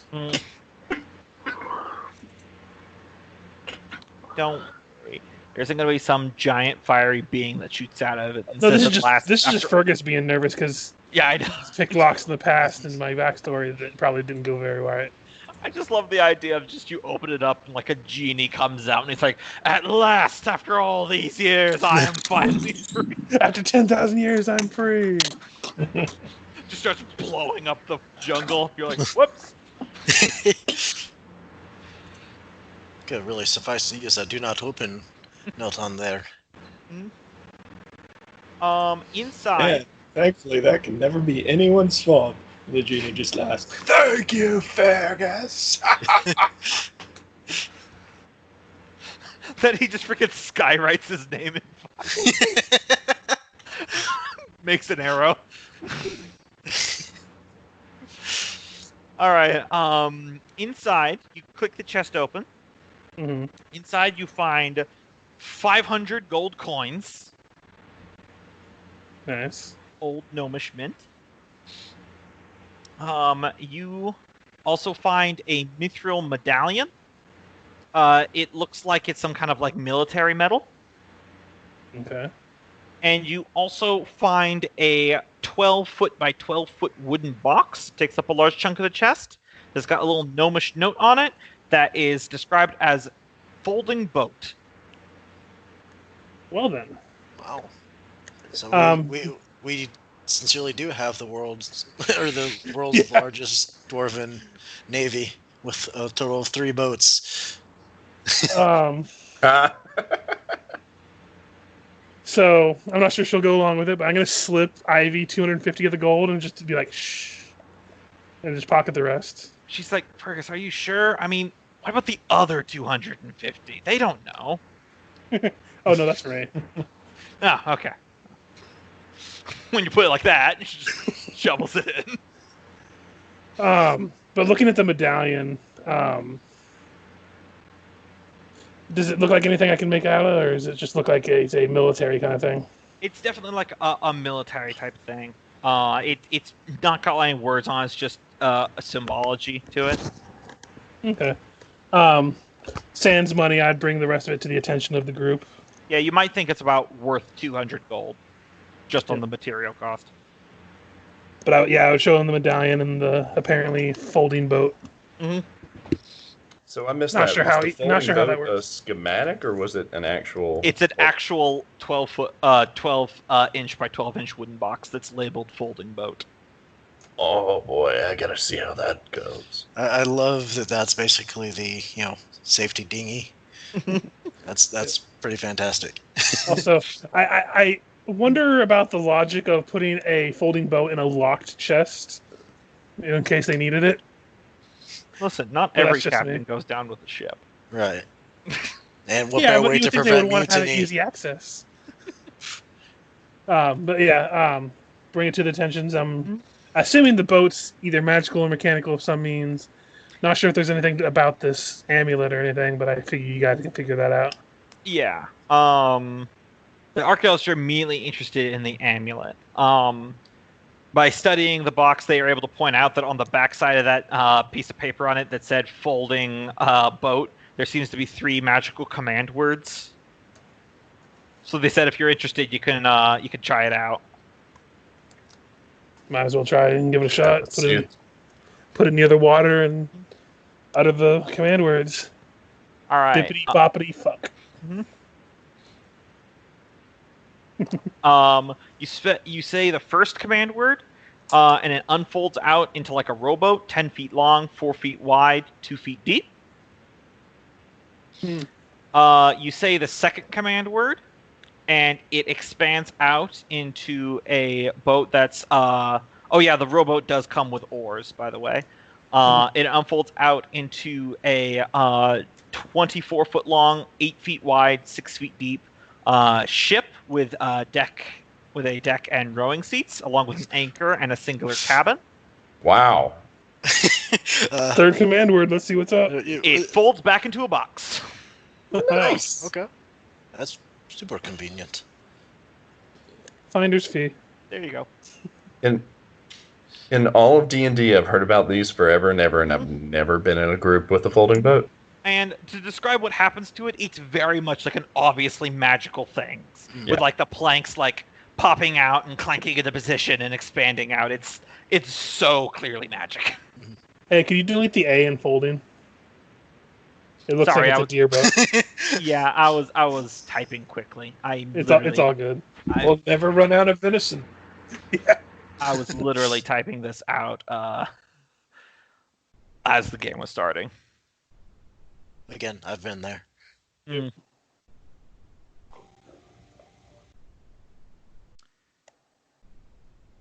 I've only been on work 2 days this week, and it's already a long week.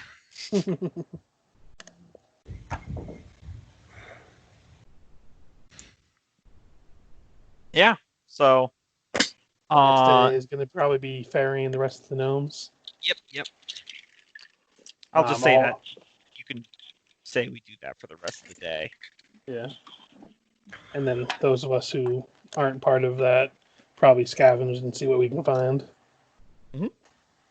So I'll go ahead and roll my survival. Oh, it should have been just a flat one, but that still would have been a 20. Since Yep. That was the first roll.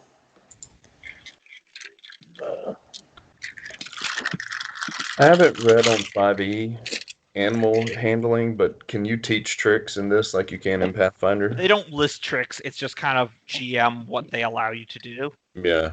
So just remind me. That's like 90% of 5e. Honestly, I think that's better than trying to mechanically gridline everything out. Because as a GM, it's really frustrating to be like, "Oh, I'm gonna do this on the spy," and people are like, "Well, what's the rules justification for that?" I'm like, "I thought it would be cool. Shut up." Yeah. Well, in certain groups it is like in this groups where we're played together and we know how each other thing and we're fine with it. But it's also one of those things that's frustrating when finding another group and then you have a bunch of people being like coming up with these weird, make no sense rules. Mm-hmm. That's the only thing that gets on my nerves sometimes because there's been a couple times where I've tried and it doesn't end well. But that's like D&D in a nutshell. So what trick are we trying to teach Thrum? We're trying to get him to use the bathroom, not in the wagon. Zone? 6 more pounds of food for foraging that day. Did anyone else forge? Just the two of us. You could probably use the Miku to help you and see if you can get some good stuff. I've been kind of letting Miku lower the DC for you. Gotcha. Cool. Well, still Thrum is better at scavenging stuff than anyone else. Yeah, if he doesn't want to train it. Yep.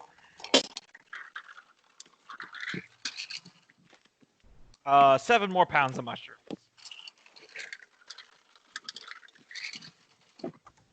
And in case you're wondering, the Deep Gnome Archaeologist expedition are bringing their own food, so I'm just saying they're managing their own affairs. I figured. Okay, good. Yeah, you don't have to worry. I can't handle that. Yeah, I'm not gonna. I don't want to do it either, so we're not gonna worry about it.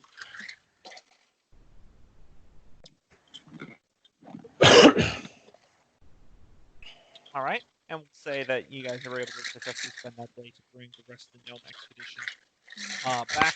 By this point, the little gnome dock is really looking like an encampment.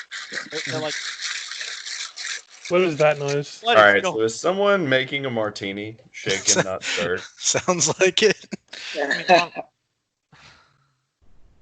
I'm told that a shaken, not stirred martini is not it's kind of a very weak one.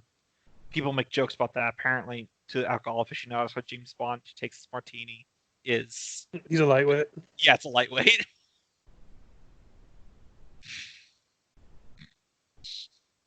James. Yeah.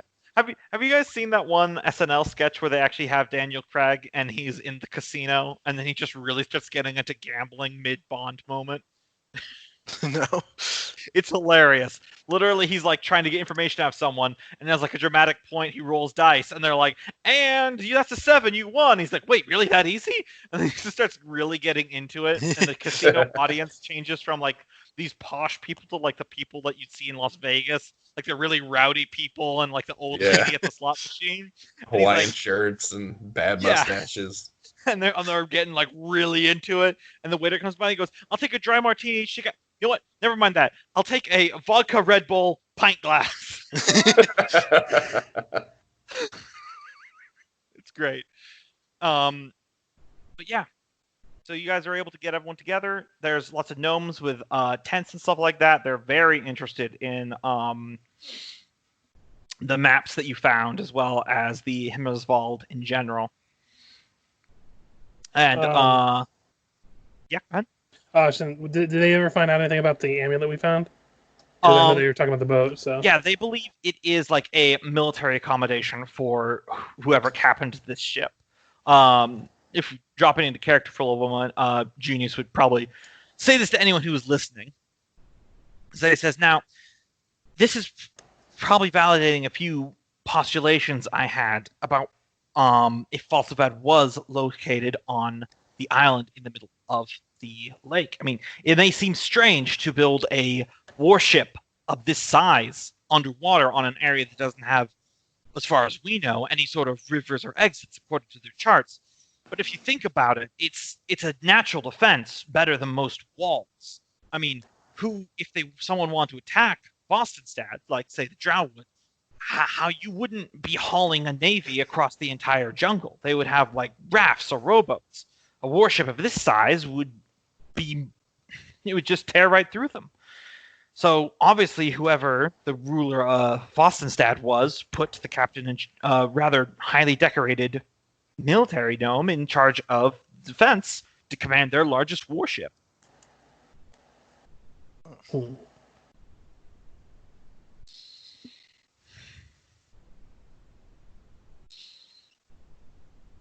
Yeah, that's right, guys. The very thing that you guys thought was ridiculous about a ship underground is the thing that also makes it tactically advantageous. It's very true.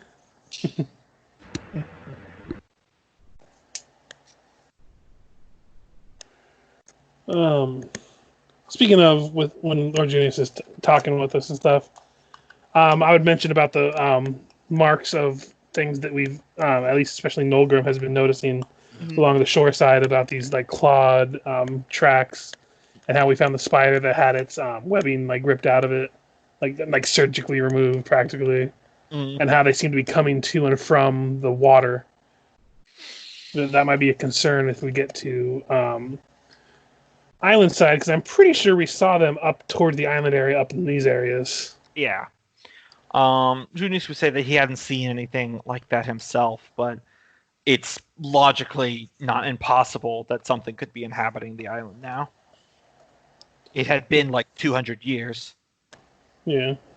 But just something to be watching out for, that if we want to go into the island, no splitting up at least at the initial foray. Because that's how we get murdered in a horror movie, kids.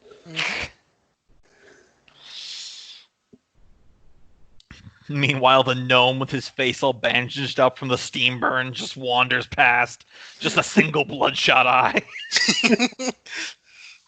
I'm sure that's not going to cause anything. So yeah, day 111. What you gonna do? Thrum's gonna go take a gooey mess out of his pocket and slap it on that gnome's eye. And then he'll apply the medicine, right? No, just walk away. I'm gonna lock the Pretty second to last hatch. penicillin in there.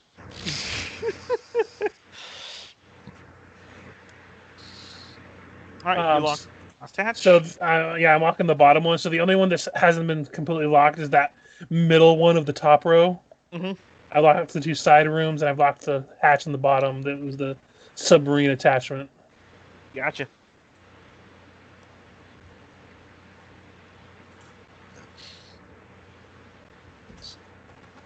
So what's it going to take to get the Hammerswald up and running? Freya, could you give me a Tinker's Tools at advantage? Because a few of the gnome archaeologists are offering input.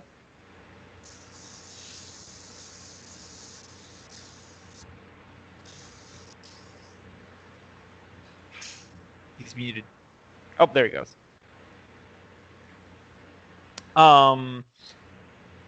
Generally speaking, you'll need a better dry dock than this little one that you have here. A lot of the engine compartment stuff is worn down in the bilge, and the paddling fins, for a lack of a better term, along the side are mostly broken when they collided with the ocean floor. If something like this was built, it stands to reason but that Vosterstad has a dock better equipped to do repairs. So if one needs to get it up and running, it would probably need to be done at Vostenstad. Oh, and if we tow the boat, then we could bring all of us at once. Yeah, that's definitely something that's doable. That's a good point. It will only take us a single day to get to the island, though. So if we're going to do this, I would suggest we do it at least tomorrow, so I can make sure that all the hatches are locked. So in case there is an attack, the gnomes are safe from entry. I would say loading up all the gnomes' equipment, as well as getting your supplies and the wagon and Eski and everything onto the Himmerswald, would probably take a day of loading. Loading ships isn't something that you just do in an afternoon for funsies. It would take time, so that's a very reasonable thing to do. That's Sounds fair. good. So I will help scavenge for the day, because it's not like I have to really focus on it more than just a single boop. Right, and I imagine at least several of you are going to be probably helping with the loading. At least your stuff.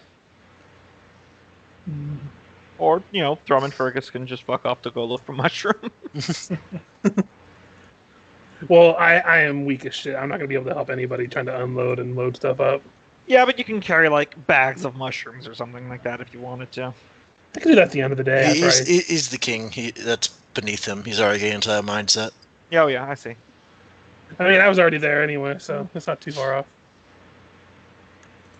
Okay. Thrum did fail, but Fergus finds 5. Also, I forgot that Thrum got a 22 last time, so he's owed a roll on the special mushroom table. Thrum, could you roll me a 1d20 real quick?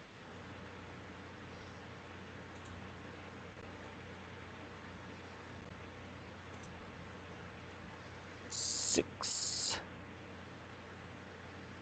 Thrum goes missing. Yeah. Well, that's just what we would need, a teleporting mushroom. You don't know where you're going to end up, but it'll put you somewhere. Sounds like doing shrooms.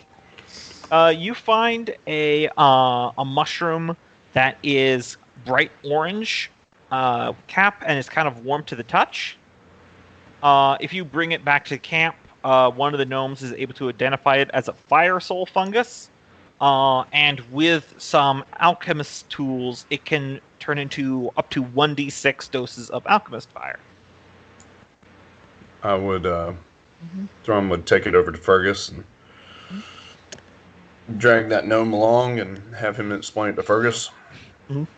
I missed that part. Like, I was looking at something else. What did you say about the mushroom? If you work on it with alchemist tools, it can become 1d6 uses of alchemist fire. Unfortunately, I do not have alchemy tools. Yeah. Seems like a worthwhile thing to try to cultivate. You can hang on to the mushroom. Yeah, I'll hang on to the mushroom. Or you can hang on to it, yeah. No need for me to try to cause fires when I'm trying to learn how to use alchemist tools. I'll stick it in the wagon then. Ah, yes, with all of our flammable supplies. It's just a warm mushroom currently. It's not an alchemist fire on its own yet. So it's hand warmers if you put it in your pocket. Basically. I imagine it would give your food the most insane kick. Now that's the question. Can dwarves handle spicy food, or is that just like a human thing? I feel like that's just a personal preference thing. Someone on Reddit yesterday was talking about how people underestimate the just random immunities humans have to poisonous things like spicy food. Mm-hmm. And just picturing elves, like literally thinking it's poison and could kill them. Yeah, that does strike me as something that would be true.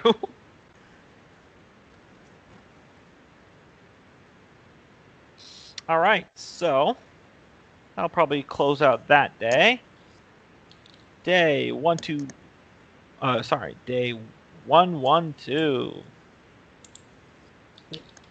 Everything's loading up, and Yep. I used my last use of Arcane Lock to lock up that one, making sure they're all accessible to the gnomes and us.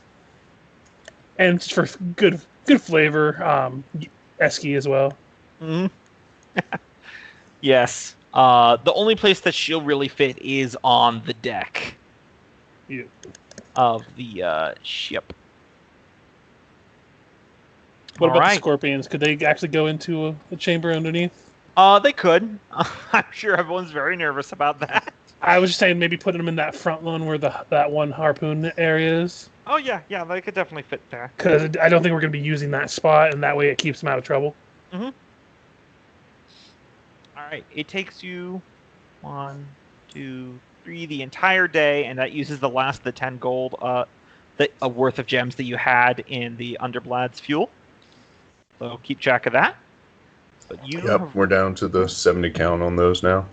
Let's go ahead and toss one more in there just so it's ready for whenever in case you need to make a quick getaway. Yep. So you know from the maps that you recovered from the Himmerswald that the name of this island is the Isle of Seven Horns. And as you get close to this island, you understand why. It's that its length is there are 7 massive stalagmites jutting up like very narrow mountains. One of them reaching kind of beyond what your dark vision could see into the swirling fungus spore clouds. As you get close, you hear the thunder of waterfalls as there are several streams of water coming from the ceiling of the cavern of the fungal jungle and landing on the island, creating like a caustic, mushroom-like riverlands on the southern tip of the island with blue glowing lichen that kind of form bogs. And I will move you over to the island because since you have the map, you don't have to like explore all of it. So you guys should see this. Mm-hmm. Observatory. Didn't we Yeah. hear something about that? That was yeah, you did hear something about that. In Freya's schematic book, the gnomes of Vostenstad were famous for inventing telescopes that could extend the range of dark vision. Dark vision, that's right. Yeah, we can use one of those. So as you're pulling around the island, dragging the Himmerswald behind you, you see the ruins of the city of Vostenstad. You would definitely call it a small city by Dwarven standards because dwarves have like city-states. They're massive. Because it's like an entire self-standing civilization. It's a kingdom all in one place.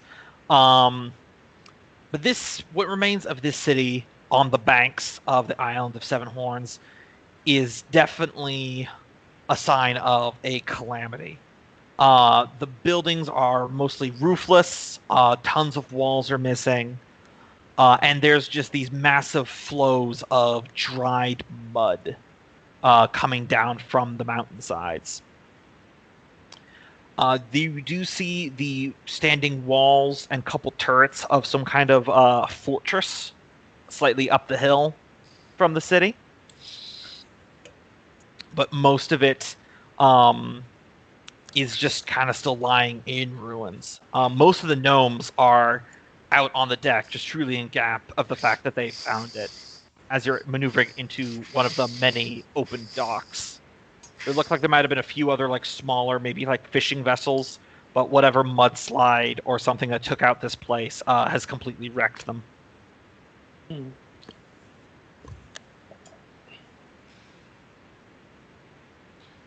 So did you just say we got more boats for our navy?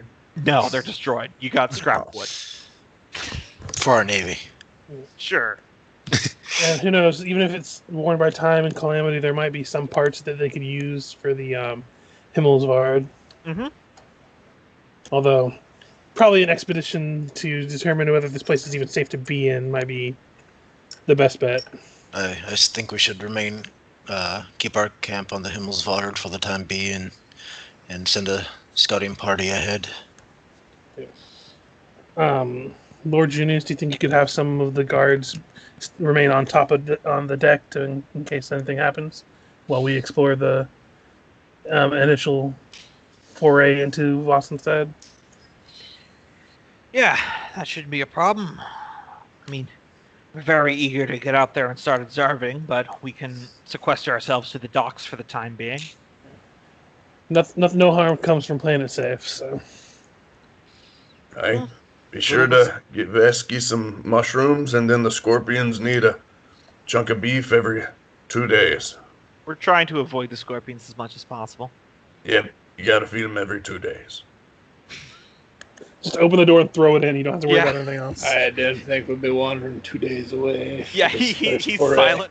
He's silent for a moment and turns to Fergis. Please be back before 2 days. If we don't have the one that's wrapped in bandages, throw it in there. He won't be that missed. I make sure to put the tone in very comical, like joking tones. But I'm sure either way, it's still a pretty morbid joke. Yeah. Dark humor.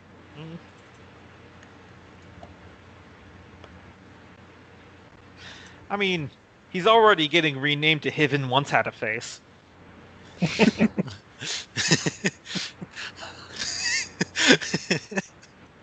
Doesn't take long to earn a last name, does it?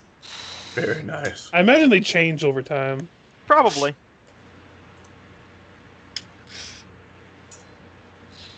Yeah. So you fan out into the city. I would say that I'm going to pick up a couple rations, essentially, worth of supplies just in case. Yeah. Like a good 3 days worth to carry on me. Yeah, Thrum's got some in his backpack. And I still have 7 encourage rations in everybody my inventory, so I'm just going to keep those ones, I guess. Yeah, Thrum would encourage anybody who doesn't have rations in their bag to at least pack a couple. We don't know what we'll run into. I'm also going to restock my arrows, so I'll deduct them from the wagon, so I have a full complement.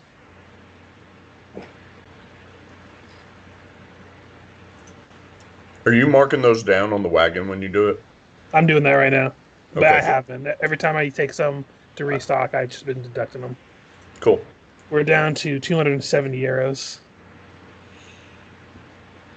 I should start probably trying to recover some as I go, but I can't imagine Fergis is keeping track of that himself yet. So I mean, you're not hysteria levels of ammo usage. pew pew pew. Now all I need is a repeater crossbow, and I'll be good. I'll be that dwarf from Dragon Age that has the one special Oh crossbow. God, yeah. Yeah. Right now, I'm imagining a Deep Gnome hospital waiting room where when they just call out your name, it's like whatever once had a face. Yep. So what are you But here even for? They give you... Hey, it could be worse. You could be Peter got his penis stuck in a keyhole. Oh, what was it? I think it was a Robin Williams joke of a Scottishman saying, all these accomplishments, but you fuck one got. Yep. That's a classic joke. I've heard it in a lot of places. That was a joke that one of my classes in college told us about how to tell a good story. Yeah. So you start moving through the streets of the city. It's, as I said, it's not a gigantic city. It's easily 4 or 5 times the size of Fastervolt, where you came from. But it's probably only about one main street and a few side branches. It looks like there used to be an outer neighborhood area, but that area is just completely covered by mud.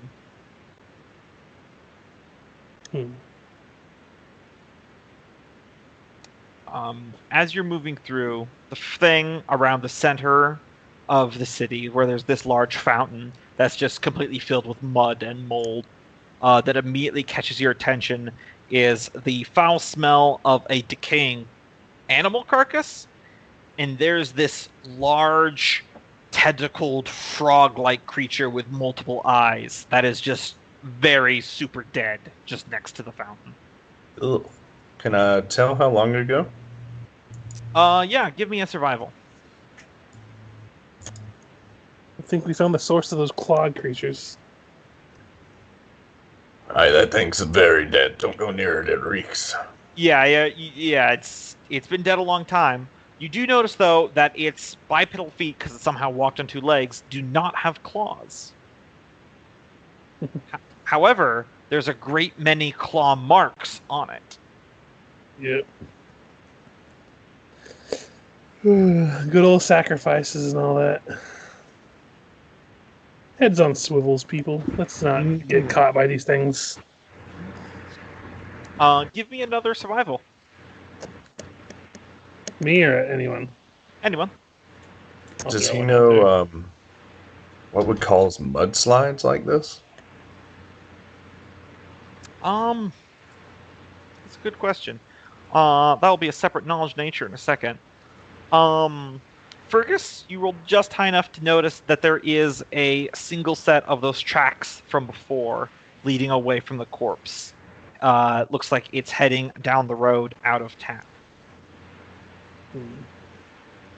Most likely up the road, which you think might be towards the observatory. Yeah. Does it look like any tracks around go anywhere into any of these buildings that are broken up or anything? Nope. Okay. So all It's I can actually- do is Since you bring it up, it's actually a little strange. There are tracks that are going away from the killed monster thing, but there's no tracks going towards it. Babies. I bet something was thrown inside of that thing. That's unsettling. Yeah, so maybe don't get hugged by anything that has claws. We don't want to end up with some weird, like, clawed demon offspring of any of us. That doesn't even sound natural. Don't wander off alone. Yes. Ivy and Miku, who are with you, because I'm just going to say they are. Ivy says, yeah, that would be awkward. Got a hold of Fergis, then you have like a clawed demon thing as heir to Dammerhall. And the worst part is, it'd probably still be part frog like this thing is, because I turned into a frog that one time, so I'm not sure how much internally is wrong now. Oh shit, so this is like a dead one of the family for you then. Guess so. Boy, you shouldn't talk like that anymore. Don't worry, they'll probably go for one of the pretty ones. Oh, shit. Well, you're all I lucky. was wondering who was going to decide they were the pretty one.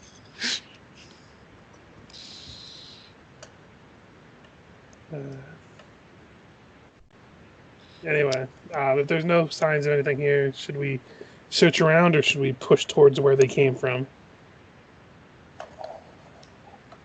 I think we could push ahead. We're not going to too need far to from the deal ship. with any dangers for our gnomish friends. Hey, just reconnoitered the town for today. After that, they can make their own decision. So, I guess. So, to the observatory? Think so. I don't think we're all that way. Just How far is the grids here? Use your little measurement. It did input the distances. Hey, look at you, man. Oh, yeah, that's nothing. That's like a 30-minute walk. It's uphill through thick mud, so Both ways. it'll be longer than 30 minutes, but it's within a day, absolutely. But doesn't he, what's his name, Thrum, have that ability where we're not slowed by a thing like that? Very good point. Yeah, you will definitely go faster then. I can't remember what it's called, like Natural Explorer or something. Mhm. Does it slow Difficult. your group travel? Yep. Yep. You're absolutely right. So yeah, we push on.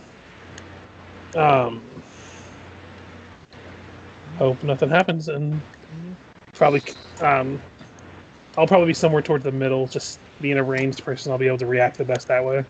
Right. Strictly out of character. Would you rather have Ivy or Miku accompany you? I'd say Miku was interested in coming here. Yeah. He's on the island. Yeah. So I think we should ask Ivy first if she would want to come, or... I mean, Nolgrim learned his lesson. yeah, she's down with exploring anything, really. Alright, then come along, lass. Yeah. Probably ask Miku to kind of stay with the gnomes, and once it's safe, he could have free reign to come explore the rest of it with us. But Yeah, don't really trust them to guard themselves right at this point because I don't know their capabilities. I says- don't wander off alone because apparently things grow in bellies. I will guard them for some time. But when we were coming in, I noticed the fungal or lichen bog out on the other end of the island. This is interesting to me. Then we can be sure to hit it up on the way out. Yeah, before we leave, we'll definitely accompany you there to examine it. Very well. And he about faces and heads back to the gnomes. To the observatory? Mm-hmm. Yeah. So thankfully, with Thrum's ability, you're not slowed down by the difficult terrain of all this mud. It still takes you longer than 30 minutes, probably closer to an hour and 30 minutes, because you are climbing up a longer distance. Mm-hmm. Especially as you start getting more towards like this section here, the path starts zigzagging back and forth, and it's very narrow. This observatory is one of the lower peaks of the 7 peaks. but it is still quite steep. And as you get close, you notice that the metal dome of the observatory, which is something that is quite much more expansive than what you expect most of the time. Most like observatories back in like Corsiconia are literally just a high tower with someone's prop-up telescope in it, and that's what they consider an observatory. This one's got like an actual dome, and you can see a very large spyglass sticking out of it. And it looks like you're going up some cut stairways that are going into the side of the mountain near the peak.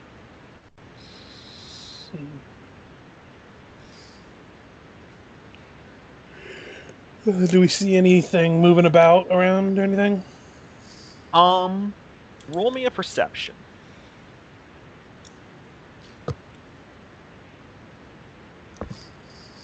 Everybody or just Fergus? Anyone who thinks they're looking out.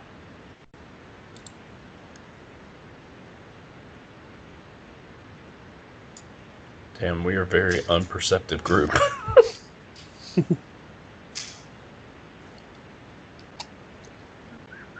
I don't think any of us actually put a point in perception, did we? Well, that's not how it works. Not a point, but I mean like proficiency in it. Yeah. Yeah, Thrum has it. Okay. So yours will get better over time. It'll get better eventually. Yep. I will say in 5e, I don't like the way they do skills. It's just enjoy it. It's just meant to be easy and accessible rather than like. I definitely think, if nothing else, there's a strong argument for compressed skill lists.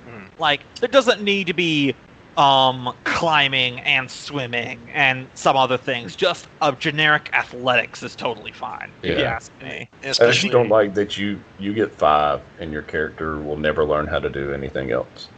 There's literally a feat that lets you get like 2 additional skills. Yeah. And some subclasses give you, like, the one I'm going to probably take is going to give me another 3 proficiencies.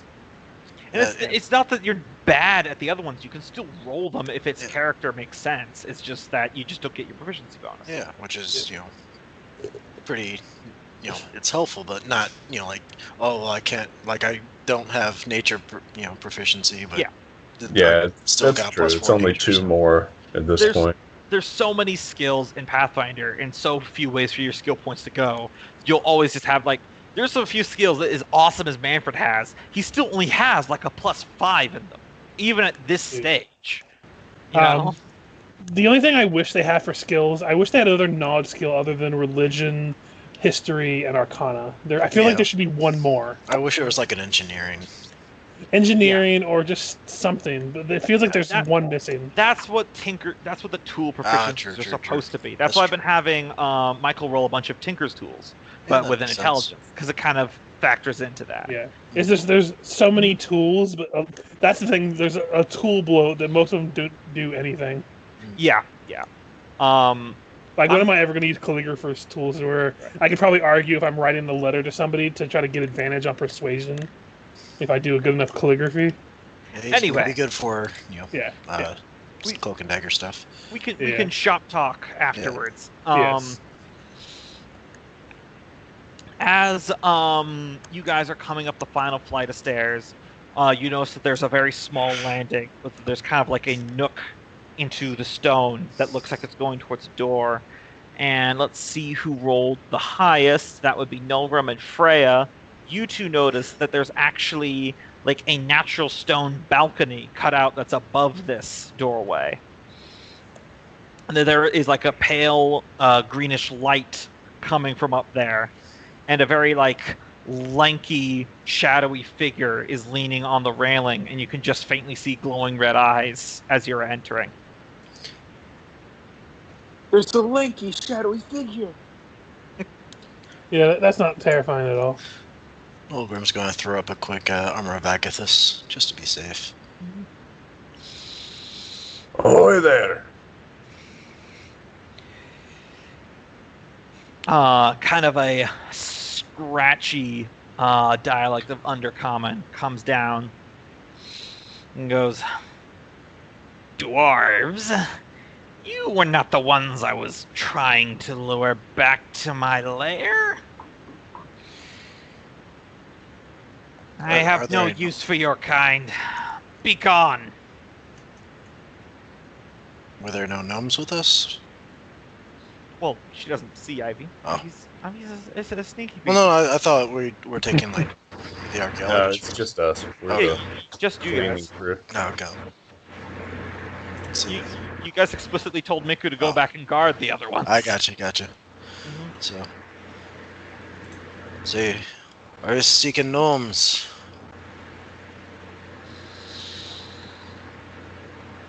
I was seeking what I seek. My machinations are not for you and your dullard little minds to know. Now I say again, be gone from my home before I dash you against the stones below. And we don't have a very good clear sight of this guy. Yeah, you don't have a very good sight on this thing. You probably felt like you should have some sort of like dark vision at this range, but there's definitely like some magic-y shit going on.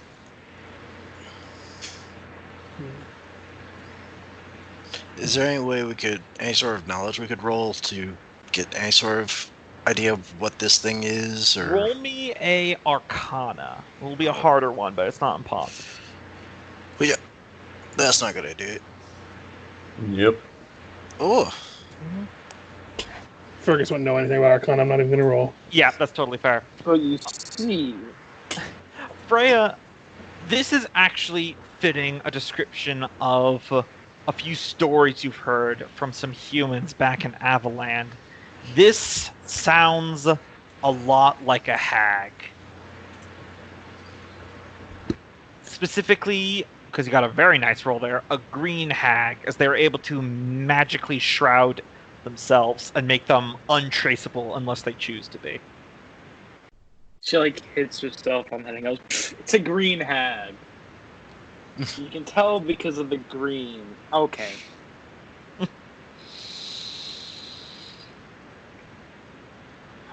Do we know that's a evil thing? They're famously cruel. All right.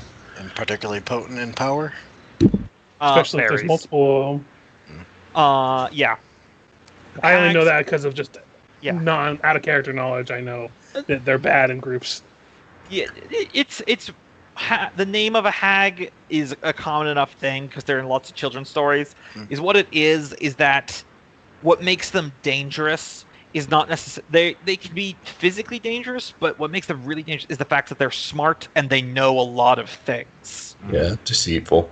Yeah, I they know. make You plans. sea witch. This is no longer your place to reside. Oh, and I suppose you have better pillaging rights? Wouldn't Tell say me. anything about pillaging, but Have you run out of But the dead original dwarven cities to Relatives loot? of this land. The hag says, tell me, have you run out of dead dwarven cities to loot that now you must loot others, such as gnomes? Roll me a will save, Thrum. Okay, God. Will or wisdom? Wisdom, sorry. Old habits. Right. you 11. Okay, let me just double check this. Yep.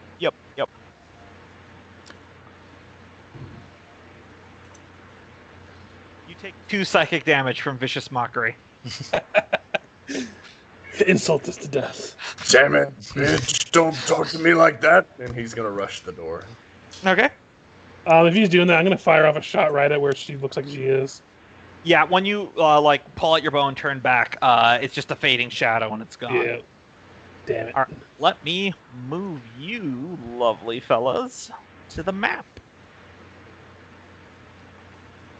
And I will say that in one of my favorite D&D campaigns, my character got seduced at a bar and taken back to a lovely lady's home in the woods, who turned out to be a hag. And by the time my friends found me, He was like sedated, and she had eaten his arm. So I had Nice. a character.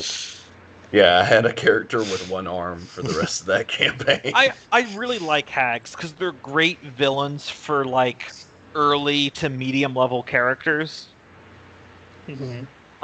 So yeah, you're rushing the door. I'm gonna mage armor myself as we're approaching. Just Yep. FYI. So yeah, I hope I made it visible enough on the map here. I tried to highlight with little purple lines. There's a door directly in front of you there, Thrum. Okay. And he bust it open and go in. Okay. You put your shoulder into it. It's a metal door, so it's very solid, but there is a handle right there. Do you just do that? Yeah, ituld be smarter to open as he busts through. Kool-Aid Those are Man. Oh dramatic. no. You click down the little. It's like it's not one of those turno handles. It's like one of the ones with the button that you push down on the handle. I don't know enough about doors to know what those are called. And you push down a little button. It goes click. You hear a whirring sound from in the door. You take 25 piercing damage as spikes shoot out of the door and into you. Son of a bitch. Oh, Welcome to the trap dungeon. Yeah. Any kind of reflex save to have it? Normally yes, but you specifically said you were shouldering your way through the door. Yep. So you were like putting your body up against it. That's as bad as unreflex save as you can get. That's good. So I will put on the dungeon music. So yeah. Pain dungeon. So Thrum just got impaled by a shit ton of spikes. Ooh, glad that wasn't me. yeah. Thrum, They're- I think maybe let. Yeah, go ahead. Sorry. Thrum, hags are notorious for their wit, so perhaps someone who is more on their level should lead. She can't trick me. Hiding behind all these traps. I'll get to her eventually. Or you'll be He dead. says with like 8 spikes in his abdomen. As he's like pulling them out. Yeah, I just pull one out for you. Like, I'm not gentle about it. Ooh, that's a nasty one. Oh, that hurts a little bit. Yeah, well, it's more likely that the metal spikes are still attached to the door because there was little concealed holes. So you have to pull Thrum off the door.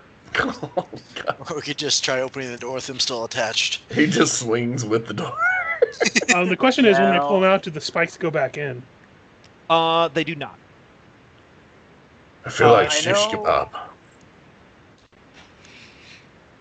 I know, think we should. Fergus, you're probably the most roguey, or maybe Well, I am a almost forgot rogue. Ivy. I almost forgot Ivy here. yeah. Come on, You're- let's not stereotype. Oh, look, that would have knocked Ivy out, right? Just instantly. Dude,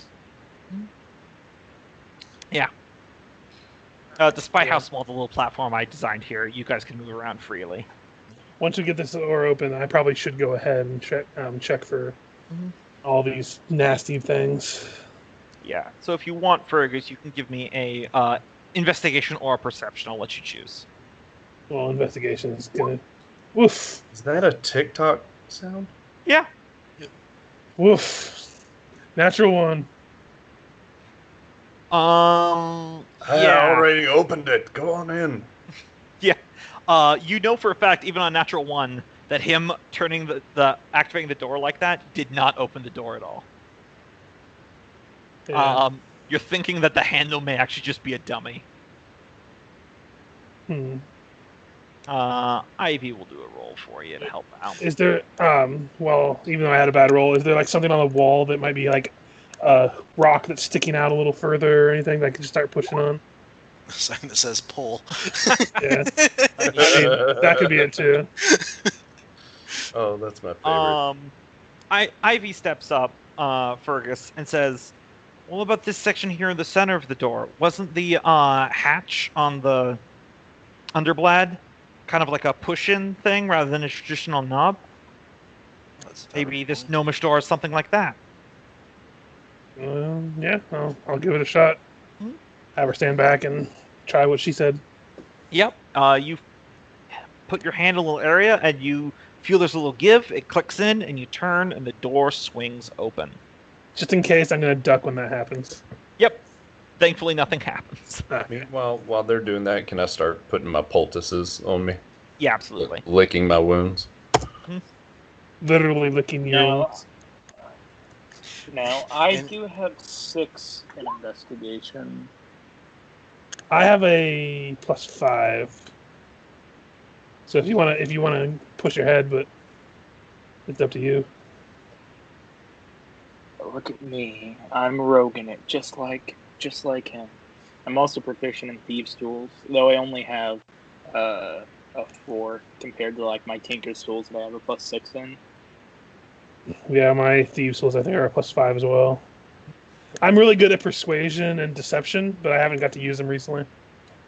And also, every time I roll for them, I always seem to roll low.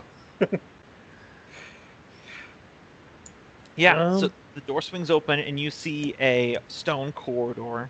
There are some carvings in the ground, but there's a lot of like dried mud along the area. It's not like anything that would cause problems. And it seems to open up into a larger room that you'll need to get closer into to see more of. So since she knows we're coming, to be on the safe side, I'm going to take out my crowbar. Mm-hmm. And as we walk, I'm going to be tapping like the walls and the ground ahead of me, making sure that they all sound similar. If one of them sounds more hollow than the rest, as I progress forward. Also, as we go down this narrow hallway, Thrum and Nolgrim, you should like step aside so there's only one person in the hallway until he gets to the end. Fair. Or like, yeah. But like I would test it in front of me on the sides and the wall on the bottom, and I would step forward and then do the same, and make an investigation as I go as well. Yeah, just give me one investigation. I'm not going to make you do it per square. That would be a little crass. But just give me one global one right now. Okay. I should have it before I have a 1d4 to add to it. Okay, go ahead. 14. So. Okay. Yeah. So far, you're not picking up on anything. Okay. Continue doing what I'm doing, and I'm just gonna go one space at a time, testing it until I get to here to look at a bigger picture. Let me reveal the area for you.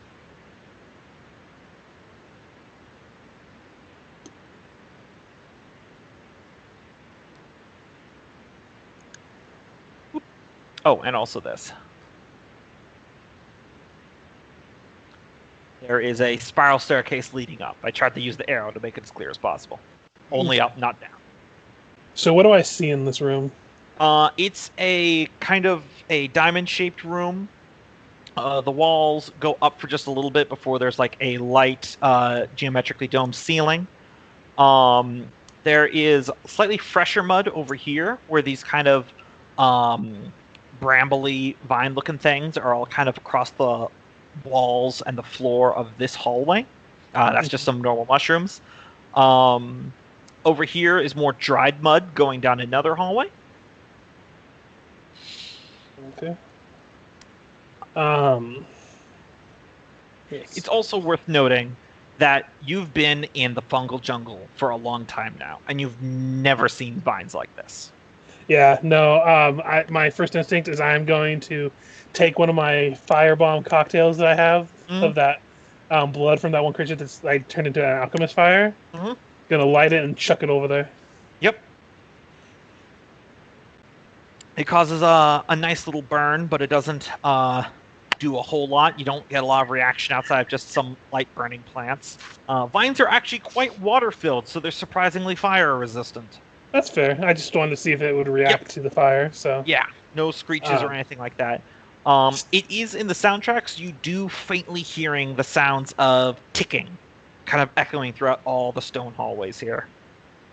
I do not like this. Yeah, I don't either. So testing the wall, I'm gonna and the floor again. I'm gonna try to go over to here to kind of get into the room, but stay close to the wall. Yeah, you're still good. And I want to progress. Like I would motion the people that I'm going in if they wanted to start progressing, but I wanted to get basically to do that thing that I did up to here, so I can get a cross section view of both sides. That way leads down to a door. This way it's a hallway that branches. Okay. So I'm not trying to be stealthy because again she knows we're here. I've mentioned to them about the vines that were over there as well as the door over here, and there's another hallway leading up. Mm-hmm.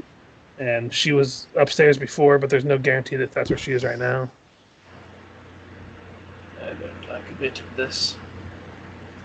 Yeah. I don't like this either. What if we grab some rope, made our way up to the balcony above, and climb up there? Avoid this entire death trap of a floor. I've got 50 foot right here. I'll pass my grappling hook back if you want to try to hook it up and see what happens. Hey, toss it up. So I just kind of hand it to Freya. She tosses it to Nolgrim, tosses it to Taskill, back to him. Yeah. Yeah, it'd take him a minute to tie up the rope. And how high is the floor above? I would say about 25, 30 feet. Okay, he's got 50 foot in his backpack, so Yeah, he can you give it a might toss. you might be able to get to the balcony, but you definitely could not get to the observatory dome on top. Okay. What kind of roll for athletics? I guess. Yeah, athletics. An attack roll would kind of be redundant because you'll just bingo it until you get it anyway. So All right. yeah, you're able to get a hook and you can start. The walls are like super slick, so you're having to go slow. All right. You know what? We've got a good grasp here. If you fellas want to start climbing up. This I think. God. No, hold on, hear me out. I think this would be the best way to do it is if we just got into initiative so we can order actions. Because it's Yeah. going to take Thrum like 3 rounds to get there. So if you guys want to sit on your butt... hold base and try and assist people going up so that it's, since the wall's slick. Yeah, this is just an easier way to keep track of what people are doing, is all it is. I mean, we know we're going into a fight. Yeah. We're seeking a fight with a higher being.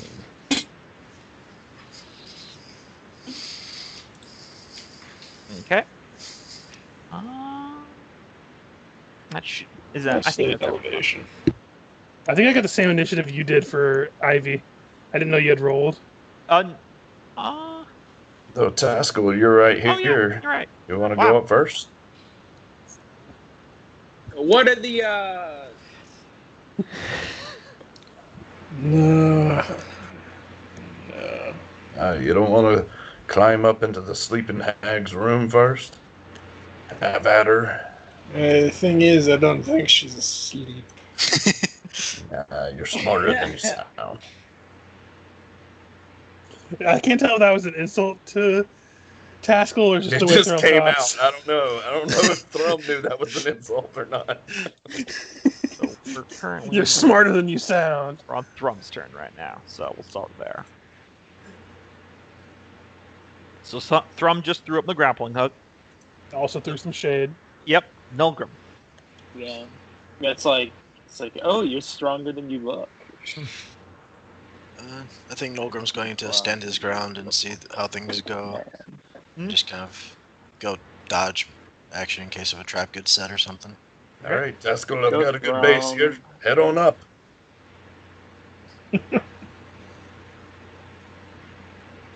I'm waiting. Yeah, you waiting? Hi-ho. I'm figuring Hi-ho. someone's going to get halfway up, and then she's going to either cut the rope or knock the hook out. Yeah, I know. Or I just have or this, the like, whole part- thing's gonna collapse. To pick up the... I mean, she could cut it, but to pick up the grappling hook, she'd have to battle in athletics with Thrum. Because he's pulling down. to I mean, keep it not if steady. she just cut it, though. Yeah, if she cut it, it'd be done. Because I didn't put in the stairs here, but it is a rather steep slide down.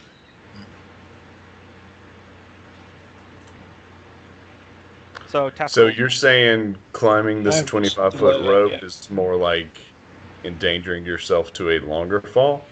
quite possibly if you don't land back on the ledge that you were climbing on. I'm just saying if you miss the ledge. Oof. All right, then Thrum would step over here and angle the rope to give us more ledge space. Okay, well, you can do that on your term. So Taskill's holding. Oh, sorry. No problem. Fergus. Yeah, I don't think the hook thing's happening.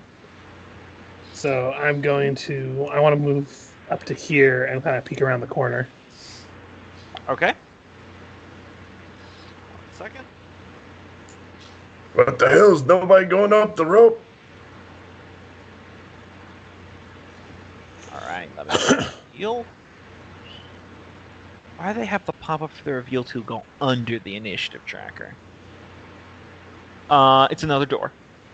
Gotcha.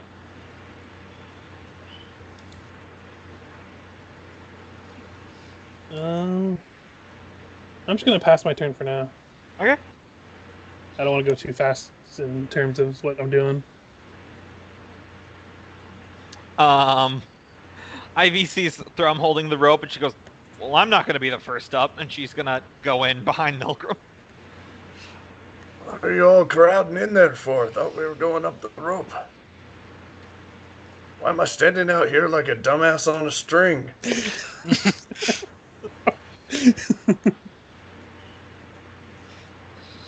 Well, you're the one that pulled out the string, says Ivy as she's going inside. Freya.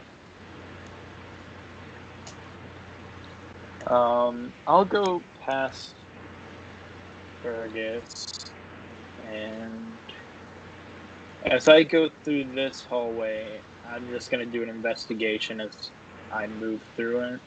Okay. And go. Let's check this one first. Yeah. Roll that investigation. Okay. Richard, I like your description of getting the crowbar out. Yes. Totally good. You know, It's just another metal door directly in front of you. Yeah, I'm sure it's fine.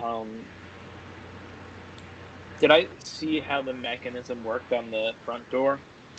It was literally triggered by Thrum activating using the handle of the door.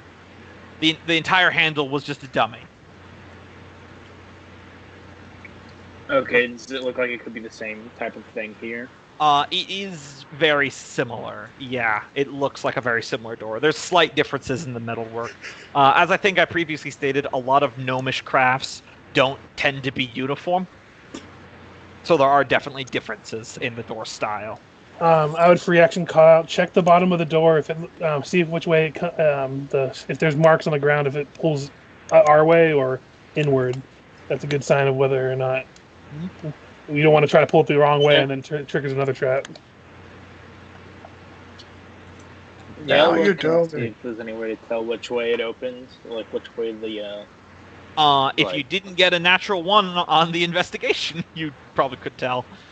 But no, you can't tell. There's too much muck on the floor to be clear. How'd you open the front door, Fergus? There was a central panel in the like the center of the door. It was like an indent thing where you push in and it opens up.